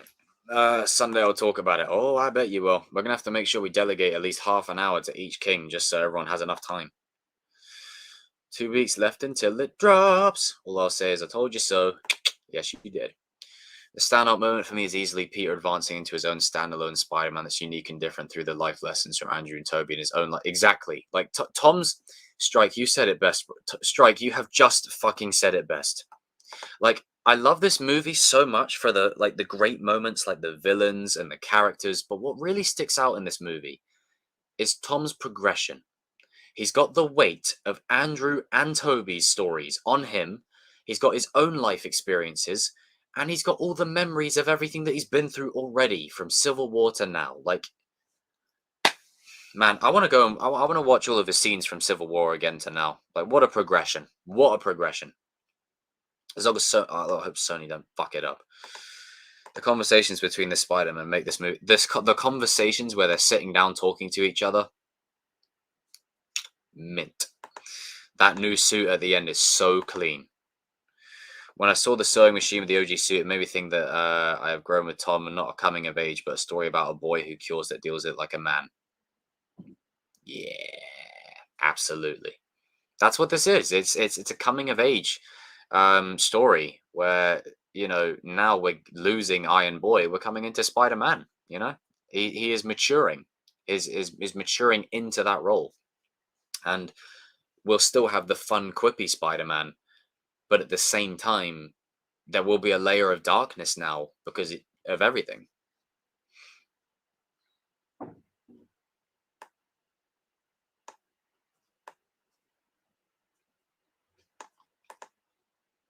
Willem Dafoe really stood out for me. The scene where Tom's Spider-Man was punching him repeatedly and the look on Goblin's face was the face of a psychopath. Yep, dude.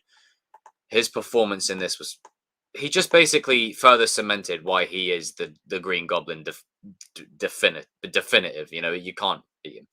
One down, two to go. Next is Sam the Goat and Robert Pattinson.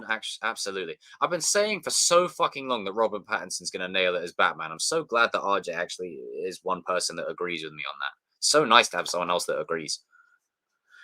Robert Pattinson's going to fucking pull a madness. I've been calling it from day one. Are we going to get that Robbie discussion stream? Yes, but I might do that in the new year because Cobra Kai will have happened. My son would have got the trophy. And then it would just be perfect timing. And I can just gloat 2 hours of me gloating about Robbie just to piss people off. Are you Robbie fanboy? Yes. Yes, I am. Because I know a good character when I see one. The way Toby schooled Andrew's Spider-Man webs was great. That was sick. Like, he's got like these, organic webs. And they're like, how do you do that? Darius, most deaf, the Mamba. No Way Home was so good. I'm about to see it 2 more times off my Sunday next week. That's what I'm talking about, bro. That is what I'm talking about. I presume a favorite moment for all of us has got to be, let me just shuffle that a bit, has got to be when they pull the masks down and they're running together.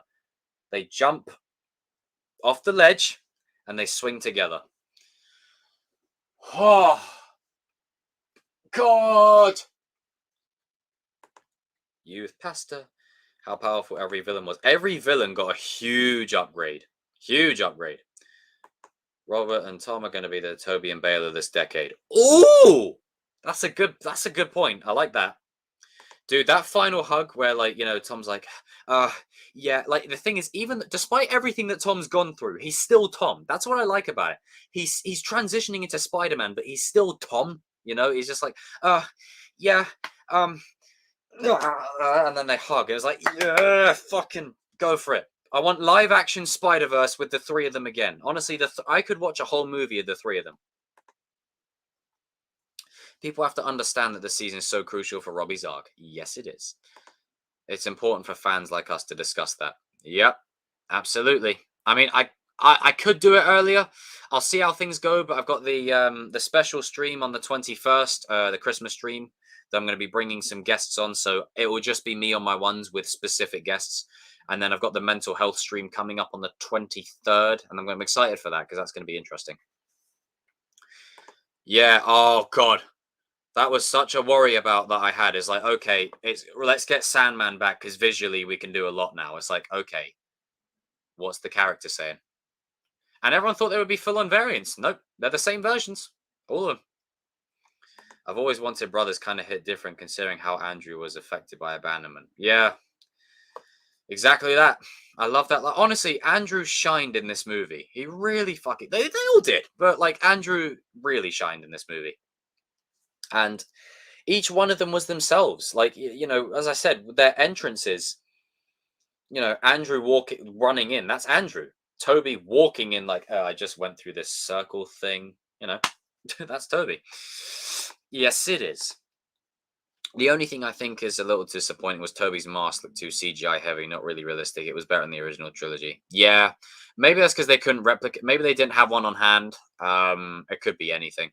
It could be anything, but it was all right. It was all right. It was okay. It was okay. I'm just glad that they kept his suit. Like, I mean, I know everyone likes the TASM suit, and the TASM suit is good. I would just change the eye color. That's all I would do. But for me, that TASM 2 suit, perfect. And then, come on. Come on. Fucking OG GOAT, baby. Spidey on his way to becoming the next main hero of the MCU like Steve and Tony were. True. But I think he'll actually exceed them. I think he'll exceed them. I know Steve Rogers is like Captain America and Iron Man, you know, bang, but I think Spider-Man might exceed them. I think Tom might go further. I just feel like he's the glue that holds the whole MCU together now, and it's a lot of pressure. Like I know Tom's like taking it in stride, and he's really appreciative of it. But man, he's got to be feeling that pressure, man. You know, really feeling that pressure. You think Defoe's performance tops his at Spider-Man 2? Yeah. Well, he was still good in that, but like in this, he gets a lot more to do. So when Andrew and Toby said, when I saw Tom, aka yesterday, they're like in the world where the villains came. Wait, what's that? Andrew and Toby said when I saw Tom, aka Peter, yesterday, like they were in. Yeah, they were in the world. Yeah, they were in the world. They were in the world already. That's why they both said it's almost as if he needs our help because they were in the world already. Best MCU performance out of any actor. Dude, there. I mean, you see, again, I want to just put this out there. Hyperbole is real. You know, once the hype dies down and we're able to really nourish it, there are performances in the MCU that are just fucking insane. Like again, Sebastian Stan in Falcon and the Winter Soldier, or just in general. You know, I think Chadwick fucking nailed T'Challa in any scene that he was in. Chris Evans, Steve Rogers. There's so many great performances. But it is up there. It is up there for sure. I think it's up there. You know. Well, hold on now. I mean, come on. Let's not just kick him out the door. I mean, RDJ and Chris Evans. Come on, OG, OG. I love Tom, but come on. That's that. Those are my boys. Hawk versus Robbie must happen. Seed is already planted, and Kenny will be the core of the rivalry, if not in the final, the semi. Well, Robbie and Hawk are gonna fight, absolutely. But we'll discuss more of Cobra Kai this weekend. Doesn't beat Endgame. It will. Recency bias is a thing, but yeah, recency bias is always a thing. Like it's like whenever it's new, it's always the best. You know, it's like no. I mean, come on. I know what you mean. I know what you mean. I know what you mean. And they don't need to move over. They're already gone. They're already gone. Let Tom shine. Tom's got the stage. Because as of right now, you know, there isn't really much competition for anyone to, you know, push Tom off that pedestal. Just throwing it out there. As much as there's cool characters in the MCU, Tom Spidey is by far and above number one. But it's Spider-Man. He's always number one. Always. Ned's friendship has been undone. Yeah, I mean, they could always undo it, but I think there needs to be consequences. You know, I think what this movie showed, and as I was saying at the start of the stream, after Endgame, everyone was like, okay, anytime there's a villain, time travel should be the answer. That's it. Time travel should be the answer. This movie basically said, hit the brakes. There are going to be consequences with you fucking around with time travel. And basically, Peter had a parallel to Tony here in an effort to avoid, the world knowing his identity. No one knows his identity now. No one. It's almost as if he basically set the course by mistake, So him and Tony are very similar in that aspect. Damn it, Tony. Spider-Man and Shang-Chi. That'll be cool, but I want more of Spider-Man and Daredevil. Spider-Man and Hawkeye. Oh, I want to see them two interacting. Iron Boy Jr.'s formula lasted. Looks like I'm going to have to hang up the towel. Peter needs a job, so do you think we'll have him working at the Bugle? Oh, God. Could you imagine if he works as like an intern for like Jonah? That would be so fucking funny. A moment that is overlooked is that Strange looks heartbroken when he says nobody will remember him. Strange did care because of what they've... Great minds think alike. It's because of what they've been through together, and it's compounded by the way the movie opens up, where Strange tells Wong, hasn't he been through enough? Like, come on. Hasn't he been through enough? Like, Strange gives a shit. He really does. And it's almost a shame in a way, because now no one's going to remember him, Everyone in the chat, my kings and videos, everything I wanted the past 10 years. Thank you, John Watts. Thank you, John Watts. Don't know if he's watching or if he's ever going to watch, but thank him anyway. I want to see Vince come back as Kingpin. Watch Hawkeye, sir.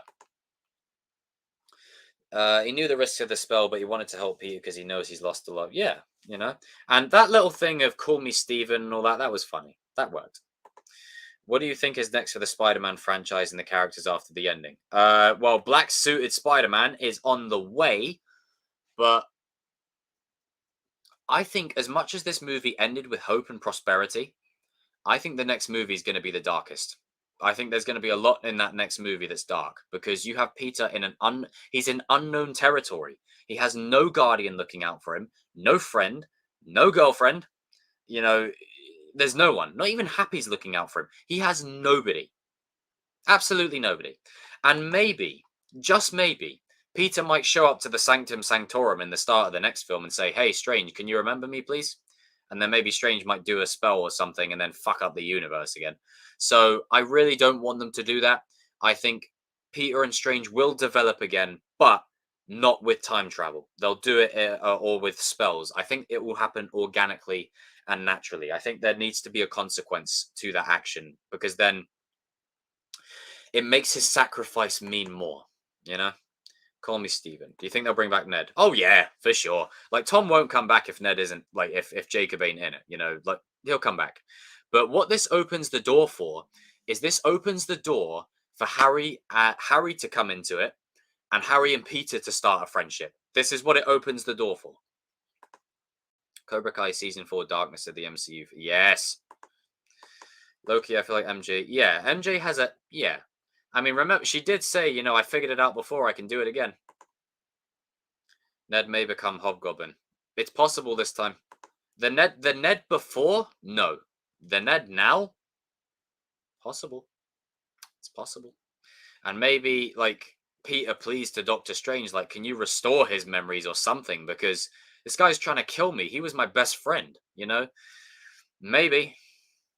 Because if Green Goblin is to come back to the MCU, but MCU version, then you could start out with Hobgoblin to begin with. Like, you could start out with Hobgoblin, and then the idea carries on into the Green Goblin. Done that before. It is possible.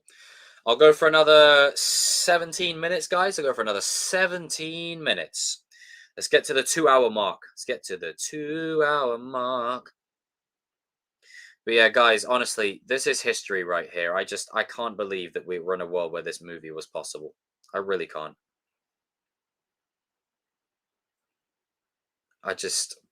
Yeah. Yeah, they'll have Harry in there, but they'll have Ned in there for sure. You can't not have him in there. But it'll be an interesting dynamic. I mean, at first, I was getting worried with the scene at the end that they were pairing Ned and MJ together. I was like, wait, what? Well, I was like, oh, fucking hell. Because I'm so used to, like, movies and shows doing that. And, RJ and Strike, you'll know, like, with Cobra Kai, where it basically forced another pairing to create drama. I was hoping, right, don't you fucking dare. And I was like, okay, they're just friends. I was like, okay, thank God for that. Shit. Whew! Close call. I was like, whoa, I was sweating there. I was like, don't do that. This movie wasted no time with the obligatory shirtless Tom shot. Yes, Tom works out. Yeah, it's a superhero movie. You got to have a shirtless scene in there somewhere. I just don't know how they can top Dafoe. You can't. Like, I mean, you got to bring him back. Like, you just can't. And if they plan to use Oscorp, but I mean, you kind of got to, you know. I did actually have it pegged that this film would also tell us who bought the Avengers Tower, and I was hoping they were going to say by a guy named Baxter, something Baxter, and then we go Baxter Building, Fantastic Four, baby. Shit. Dude, when Doc Ock gave the nanotech stuff back onto Peter's like Far From Home, oh my God, that was sick. Either bring him back or don't. Yeah, don't have him. Either bring Willem back or don't have him at all. That's agree. I agree. Because as much as you want to see a Goblin go with this new version, like Defoe is just so he's just so fucking good. You can't. It's like Hugh is Logan. You just can't. You know. Chadwick is Black Panther. You can't. Chris Evans is Cap. You can't. RDJ is Iron Man. You can't. You know, it's new versions like Falcon being Cap and, you know, Ironheart, whatever, cool. But like the OG, no. If Peter sees MJ again at his retirement age, what if he does a Spider-Verse and tries again to reconnect with her and start fresh? Maybe. Could be. But I think they'll work it out. They'll work it out. Either bring him back or don't have a Norman at all. Maybe Doctor Strange 2 will fix everything and will undo the spell Ned. And oh, what about that second post-credit scene, eh? The what if Doctor Strange is in live action. So that means to me, can we get the what if versions of the characters in live action too? And can we get a version of Killmonger that's actually a good guy, please? Because I really want Michael B. Jordan to play a good guy. Please. Stop making him a bad guy in every universe. And stop killing off Iron Man in every universe. They were doing that a lot in What If. Naughty. Bad. The Fantastic Four in the MCU so bad. Oh, yes. How is my cat? Yeah, she's doing good. I think she's sleeping outside. MCU Black Cat interfering with Tom's feeling. Ooh, that could be that perfect trilogy. It's the perfect time to start doing that. When you hear the Goblin voice, you know this is bad news. Can Spider-Man come out to play?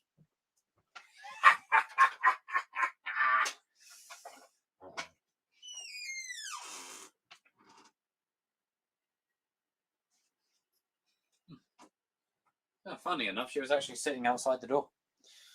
There you go. You gonna wave to the people, Cat? Wave to the people? Wave to the people. No? Wave? Go and see No Way Home. Go and see it. Go and see it. Yes. Go and see it. You say that?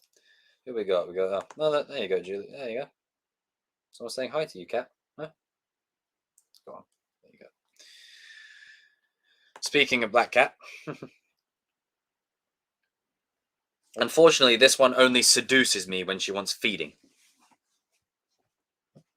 Come on, go this way. There you go. There you go. Right. When she wants feeding or when she wants treats and stuff. Right. Okay. I want to see Spider-Man meet Shang-Chi in the Eternals. Maybe. I mean, it could happen. When Spidey sensed oh, God, that was so good. Oh, the moment. I forgot to say. How can I end the stream and not mention this part? When Doctor Strange is holding the spell box, right? And he's about to do the thing. And every single Spider-Man, all three of them get the Spidey sense at the exact same moment of the pumpkin bomb. And they're like, no. Bang. Oh. Oh. And the comic Shang-Chi. Oh, yes. I like this. I like that. I like that. The second his normal voice transition to the Goblin voice, you know you're in trouble. Oh, yeah. He goes from this to this. But yeah, oh, that sounds sick. Oh, I'd love that. Whew. Would slap. Now, final 10 minutes. Final 10 minutes, ladies and gentlemen. Final 10 minutes, ladies and gentlemen. Ladies and gentlemen. Ladies and gentlemen.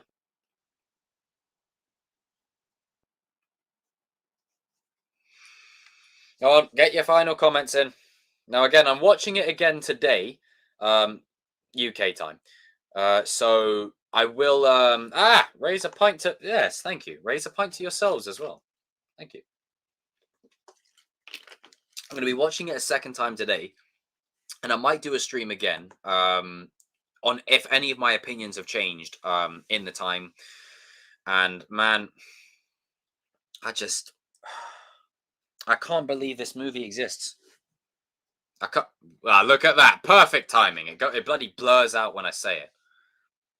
Focus. Come on. God's sake.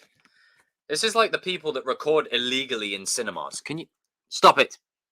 There we go. Yes. Raise a toast to yourself. Hey, raise a toast. Ancient Egyptian music on your cat. They would act strange because they used to worship them. This is true. Oh yeah, J. Jonah ain't going nowhere. Have the gift of Dominic drinking it. Oh God, we're all raising a pint to me. This is unusual. I started this trend. You know how much I've sacrificed? Oh, when he said, I'm something of a scientist myself, I was like, oh, ho, ho, ho. I was like, ho, ho, ho, ho. You know what? I can't not mention it. I'm sorry. I saw the film on the 16th, and it was already difficult to avoid spoilers. Well, I saw it on the 15th.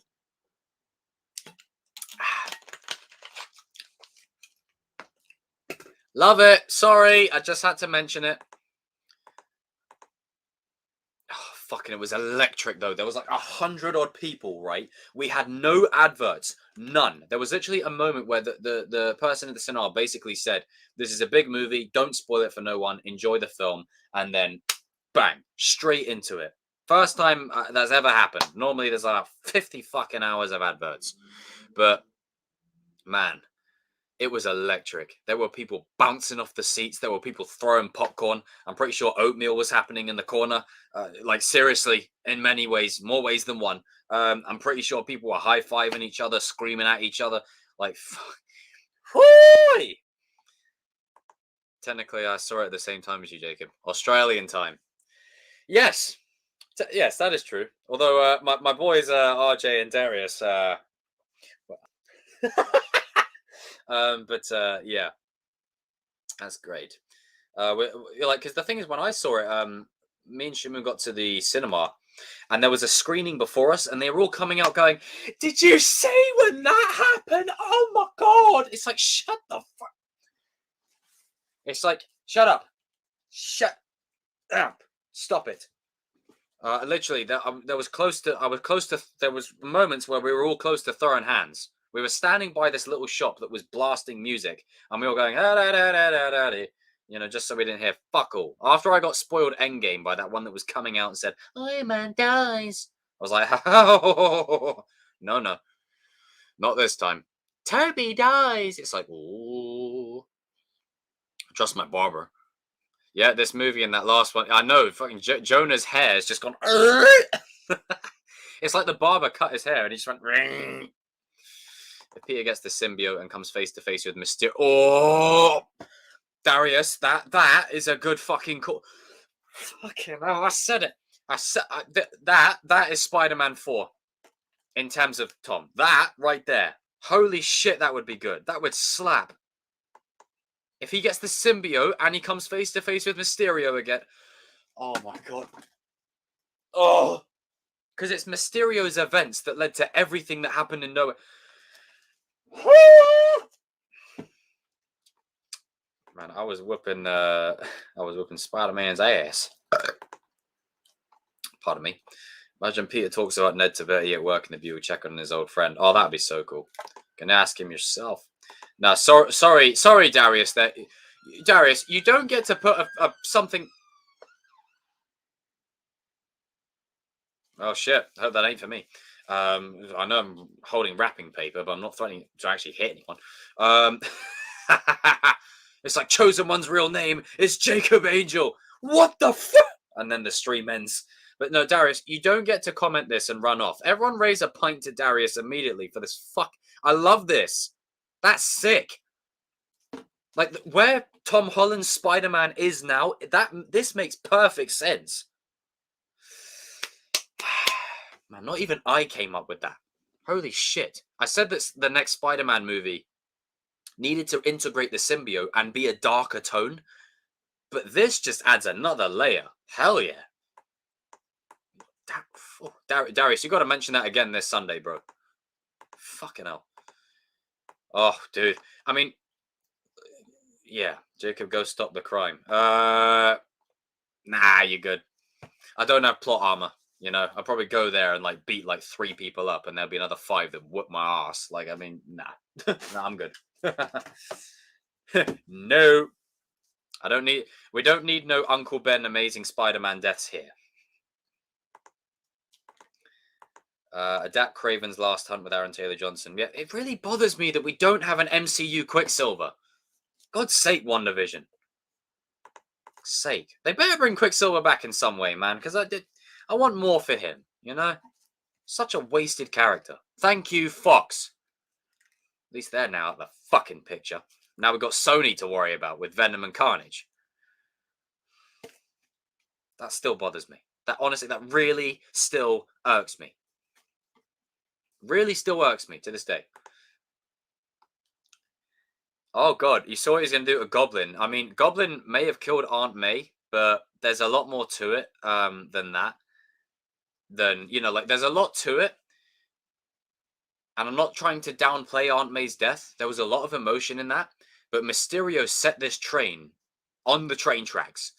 If he comes face to face with Quentin, RIP to him. He's going down. And you've got to also look at it from this perspective. Peter is in a place now where he has nothing to lose. He has nothing to lose because no one knows who he is. He has nothing to lose. Like, he does have things to lose because he cares about Ned and MJ and Happy. But ultimately, what will happen with Happy going forward? That's a good point. But he hasn't got anything to lose at the moment. By and large, because no one knows who he is. So he hasn't technically got anything to lose. Even when Strange knocked him out of his body was badass. Oh, yeah. His spider sense still worked, even in astral. That was so fucking clean. Is it bad that I wanted Peter to keep throwing them hands? No, I was like, kick this ass, beat the shit out of him. I mean, you know, like when he slams down and you hear the metallic roar, like the rumble. Imagine if he got the symbiote Mysterio does Aunt May illusion. Oh, nah, he's asking for it there. That'll be. I'm like, okay, you can kill this guy. Yeah, I mean, MJ is going to be brought back regardless, but Happy and Ned are kind of in limbo. You know, like Happy's purpose was to watch over him ever since, you know, Tony kind of died. But maybe Happy's focus will be more on Morgan now, and maybe you'll see Happy less. Maybe. But I still want them to keep Happy in it, you know? But with Ned, I don't know, man. It opens the door for Harry and Peter now, but they'll still keep Ned in it, I think. At the end of Homecoming, Vulture said he didn't know who Spider-Man was. Now he actually doesn't. You think they planned that? Any plans for Vulture? Well, this is a good question, is he knew. So I think maybe before multiverse was a thing, I wouldn't have been surprised if there was a version of this movie where Scorpion, Vulture, and Kraven were all after Spider-Man. Like, I wouldn't be surprised. But now that no one remembers, this is what I mean. Does it retroactively change that end credit scene? You know, this is the thing. Get rid of Flash, bring back Betty because she works with the Bugle. Yeah. I mean, Flash, eh? What about that blonde hair that he's rocking now? Seems like ever since Messi got like blonde locks, everyone just thinks that, you know, hey, I get blonde locks, I'm cool. God, you watch next week, I have like blonde highlights. Used to be fully blonde back in the day. Now I'm just like dark brown. But yeah. Another couple of minutes, guys. Another couple of minutes. And then I'm going to round off. Because I'm going to be seeing it again today, and then I might do a stream talking about my second thoughts on it and if anything's changed, things that I picked up on that I didn't before. And I loved Aunt May in this movie. Aunt May, like the minute I knew Aunt May was dead, wasn't when the glider hit her. Uh, Like the way that that was done was so we would think as the audience, okay, maybe there's a chance she survived. Maybe there's a slight chance. The minute she said to Peter, with great power, I was like, rest in peace. She's done. Becomes great responsibility. I was like, you said the line, now you get the exit. And you know what? Again, I have to commend them. I give them. They did what Venom 2 couldn't do. They made a necessary kill. Like, I mean, Aunt May didn't have to die, but her death served so much in this movie, which is what Anne's death should have served in Venom 2. Thank you, Sony. Good job. Ugh, really bothers me about that. There's such emotional story there by killing Anne off. Have Carnage kill Anne, and then there's so much to it. But Aunt May dying in this took balls. Like that took balls. This is what I mean. Like it. I don't care if people get upset and pissed off. You can't kill them because they're played by X, Y, and Z. Ugh. Let's all be mature here. Come on. Anyone older than 12. If it serves the story, sometimes things have to happen, regardless if we love the actor or actress or not. Sometimes shit has to happen, and when the idea of maybe MJ not making it out was brought up, I said, I don't think it's going to happen because it's too on the nose that she's in the Gwen Stacy thing. Like, they wouldn't do that again. Andrew's clearly going to go and save her, which he did. Fucking my boy come in clutch. And look at the emotion on his face, man. Look how much that meant to him. Jesus, I was getting misty-eyed. I was like, but if MJ had to die to serve the story, to serve Peter's arc and transition into Spider-Man, it would have worked. It would have worked. You could take Aunt May's you could give her, but again, it would play out differently though. But I think with Aunt May's death here, if you take it out the movie, you lose a lot of the emotional tether. And I think the emotional heartbeat of the movie, especially with Toby and Andrew, like Toby and Andrew interacting with Tom is great, but Toby and Andrew interacting with him after he's just had a loss, when they had no one there for them, it's heartbreaking. Please give MJ what you want. What you want her to have full on red locks. I kind of like her the way she is. I think she's fine. I mean, to be fair though, that could work. That could work. No more Aunt May, otherwise he would not have. Yeah, that is true. It is heartbreaking. Like, it is really, really fucking heartbreaking what happened. It's just, yeah. Have I watched Superman and Lois? No. I'm tempted to. Though. Imagine the Venom that was left in the bar has a little Carnage split between bringing both to... Oh! I would love it. Look at the picture I sent. She dyed her hair red. Let me check.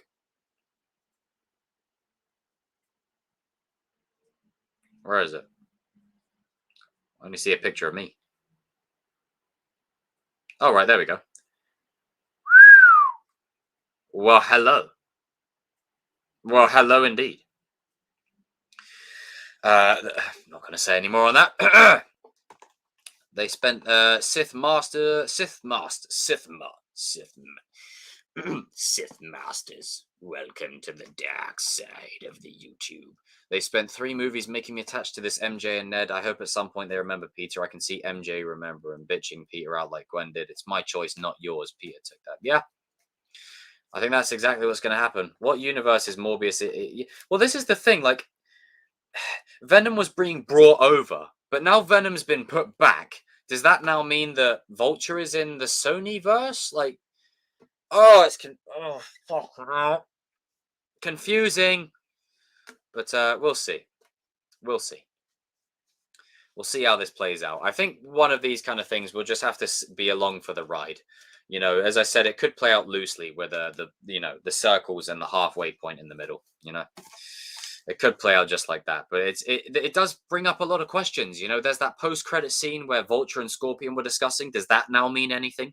What happens to Morbius and Vulture? Does that mean anything? Like, there's a lot that's now happened after this movie, where what what does the future hold post this point? You know, it's a good thing to mention. You know, but yeah, I'm gonna spend another few minutes. Let's get our final theories in, final questions. Tell me your top 5 moments. Tell me your favorite. Tell me your takeaway. Tell me how you felt. Tell me a bit that you cried at. If you didn't cry at any part of this movie, you're fucking lying. Everyone cried in this movie. Everyone. There were tears down everyone's face. You could literally feel the seats, but he's shaking. People were simmering, man.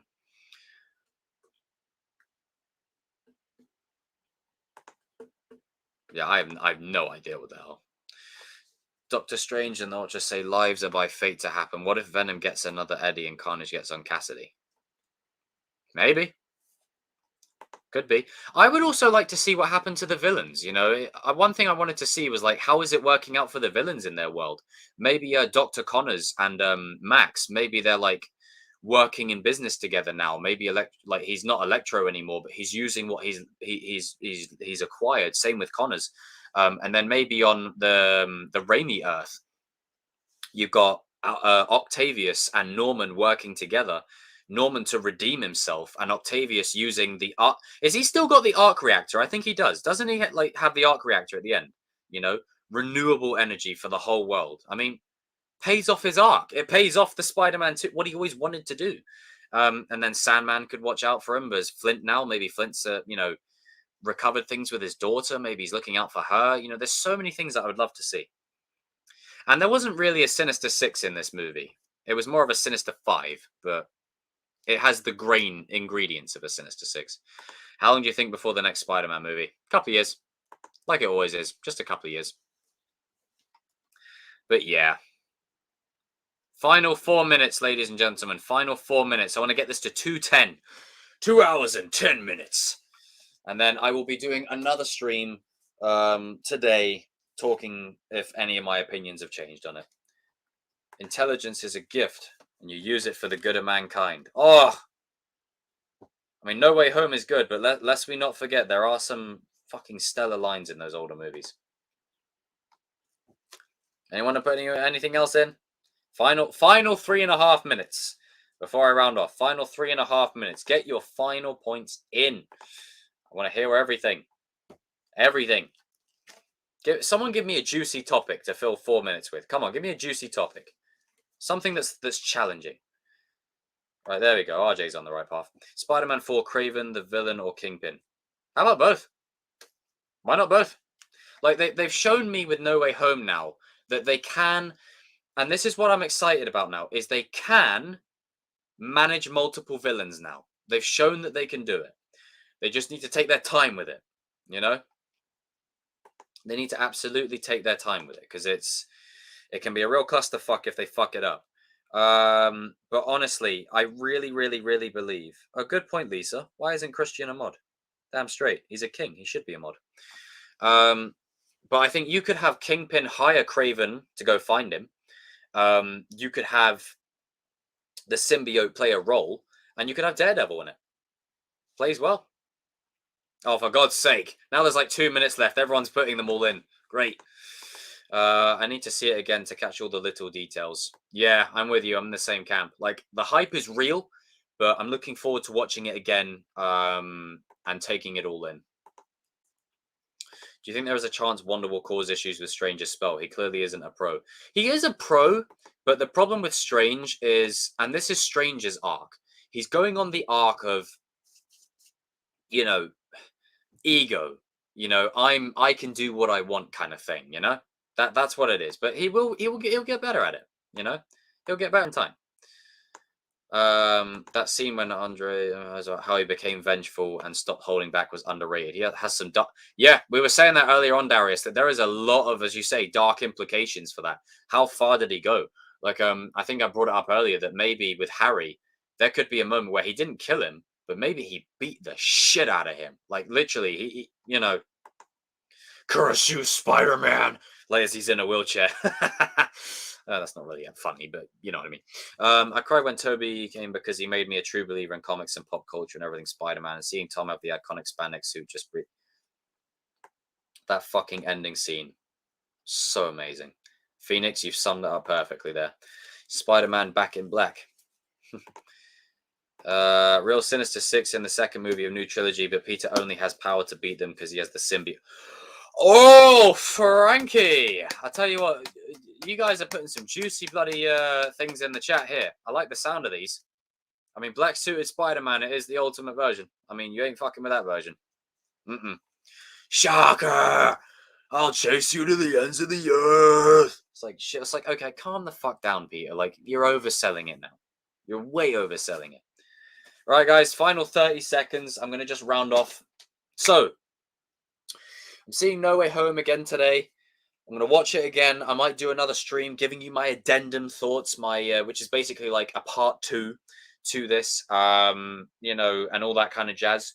No Way Home is fucking incredible. I'm sure we all agree on this. If you haven't seen it and you're watching into this far in the video, I don't know how you've got through 2 hours and 10 minutes of this and you couldn't watch No Way Home. Duly informed. But yeah, this movie is just, I fucking love it. I love it. Like, we're living in the age of the possible, you know? Cobra Kai Season 4, Luke Skywalker and Mandalorian, Spider-Man together, Avengers and superheroes and... Oh, God. I love it. Spider-Man 4 title, Back in Black. I like it. Sinister Six versus Symbiote. I like that. Like Spectacular Spider-Man, he used the black suits to fight the Six. Yes, he did. Yes, he did indeed. Okay, guys, I will see you all. Best Christmas. Oh, yeah. And Hawkeye as well. Mwah!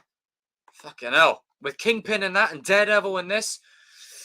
Oof. Fucking hell. Chills. Absolute chills. I know you saw that still of Robbie.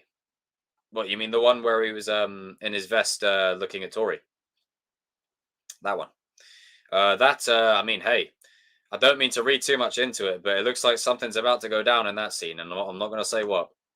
Something's about to happen. Something's about to happen in that scene. I'm just going to say that. And I know, just similarly, I know you saw the one of Sam, you know? Yes, I've seen all the pictures. I've seen it all. The one of Kenny was interesting. Anti-hero. Oh, yeah. And that wasn't what I meant by that scene, just throwing it out there. But, yes, okay, so there might be another stream today, a part 2, or there'll be a part 2 video as an addendum one addressing my final thoughts on No Way Home. And then... it's like, yes. Yes, I did.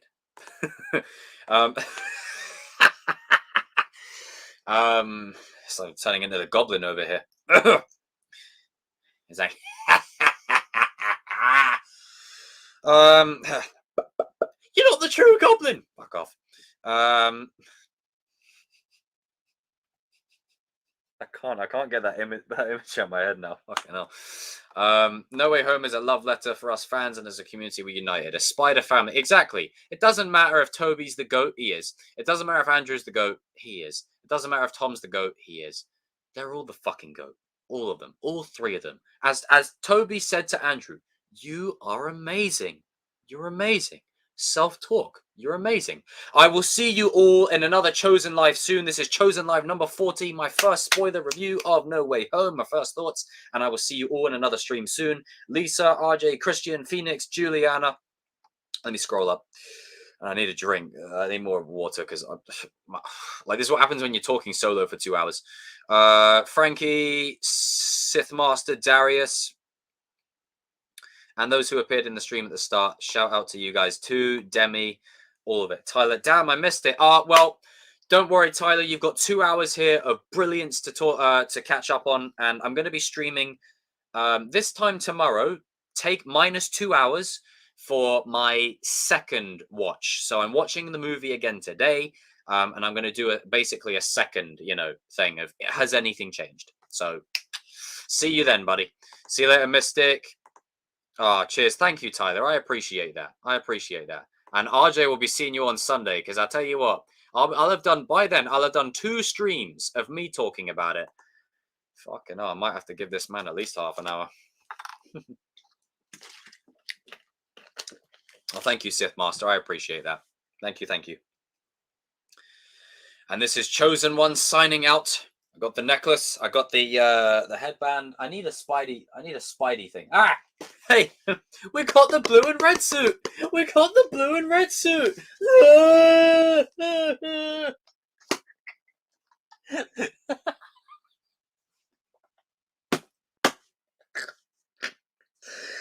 Oh, fucking hell. We got the blue and red suit. We actually got the blue and red suit. Whew. Oh. I'll go cry now. Let's all go home. That's it. Spider-Man No Way Home. Spider-Man's going home. And I will see you all in other streams. You know what? Let me just wait, because we're 20 seconds away from 2:15. I want to get it bang on 2:15. Let's see if I can end it. Bang on the zero. Right, let's see if I can end it. I'm going to time this perfectly. Blue and red suit, you happy? Yes, I am. Absolutely. Right. 2, 1. Blue and red suit, baby. See you tomorrow. Do a flip. Oh, hell no, I'm not doing that. That's shit. Damn it. Bollocks. Go see No Way Home again.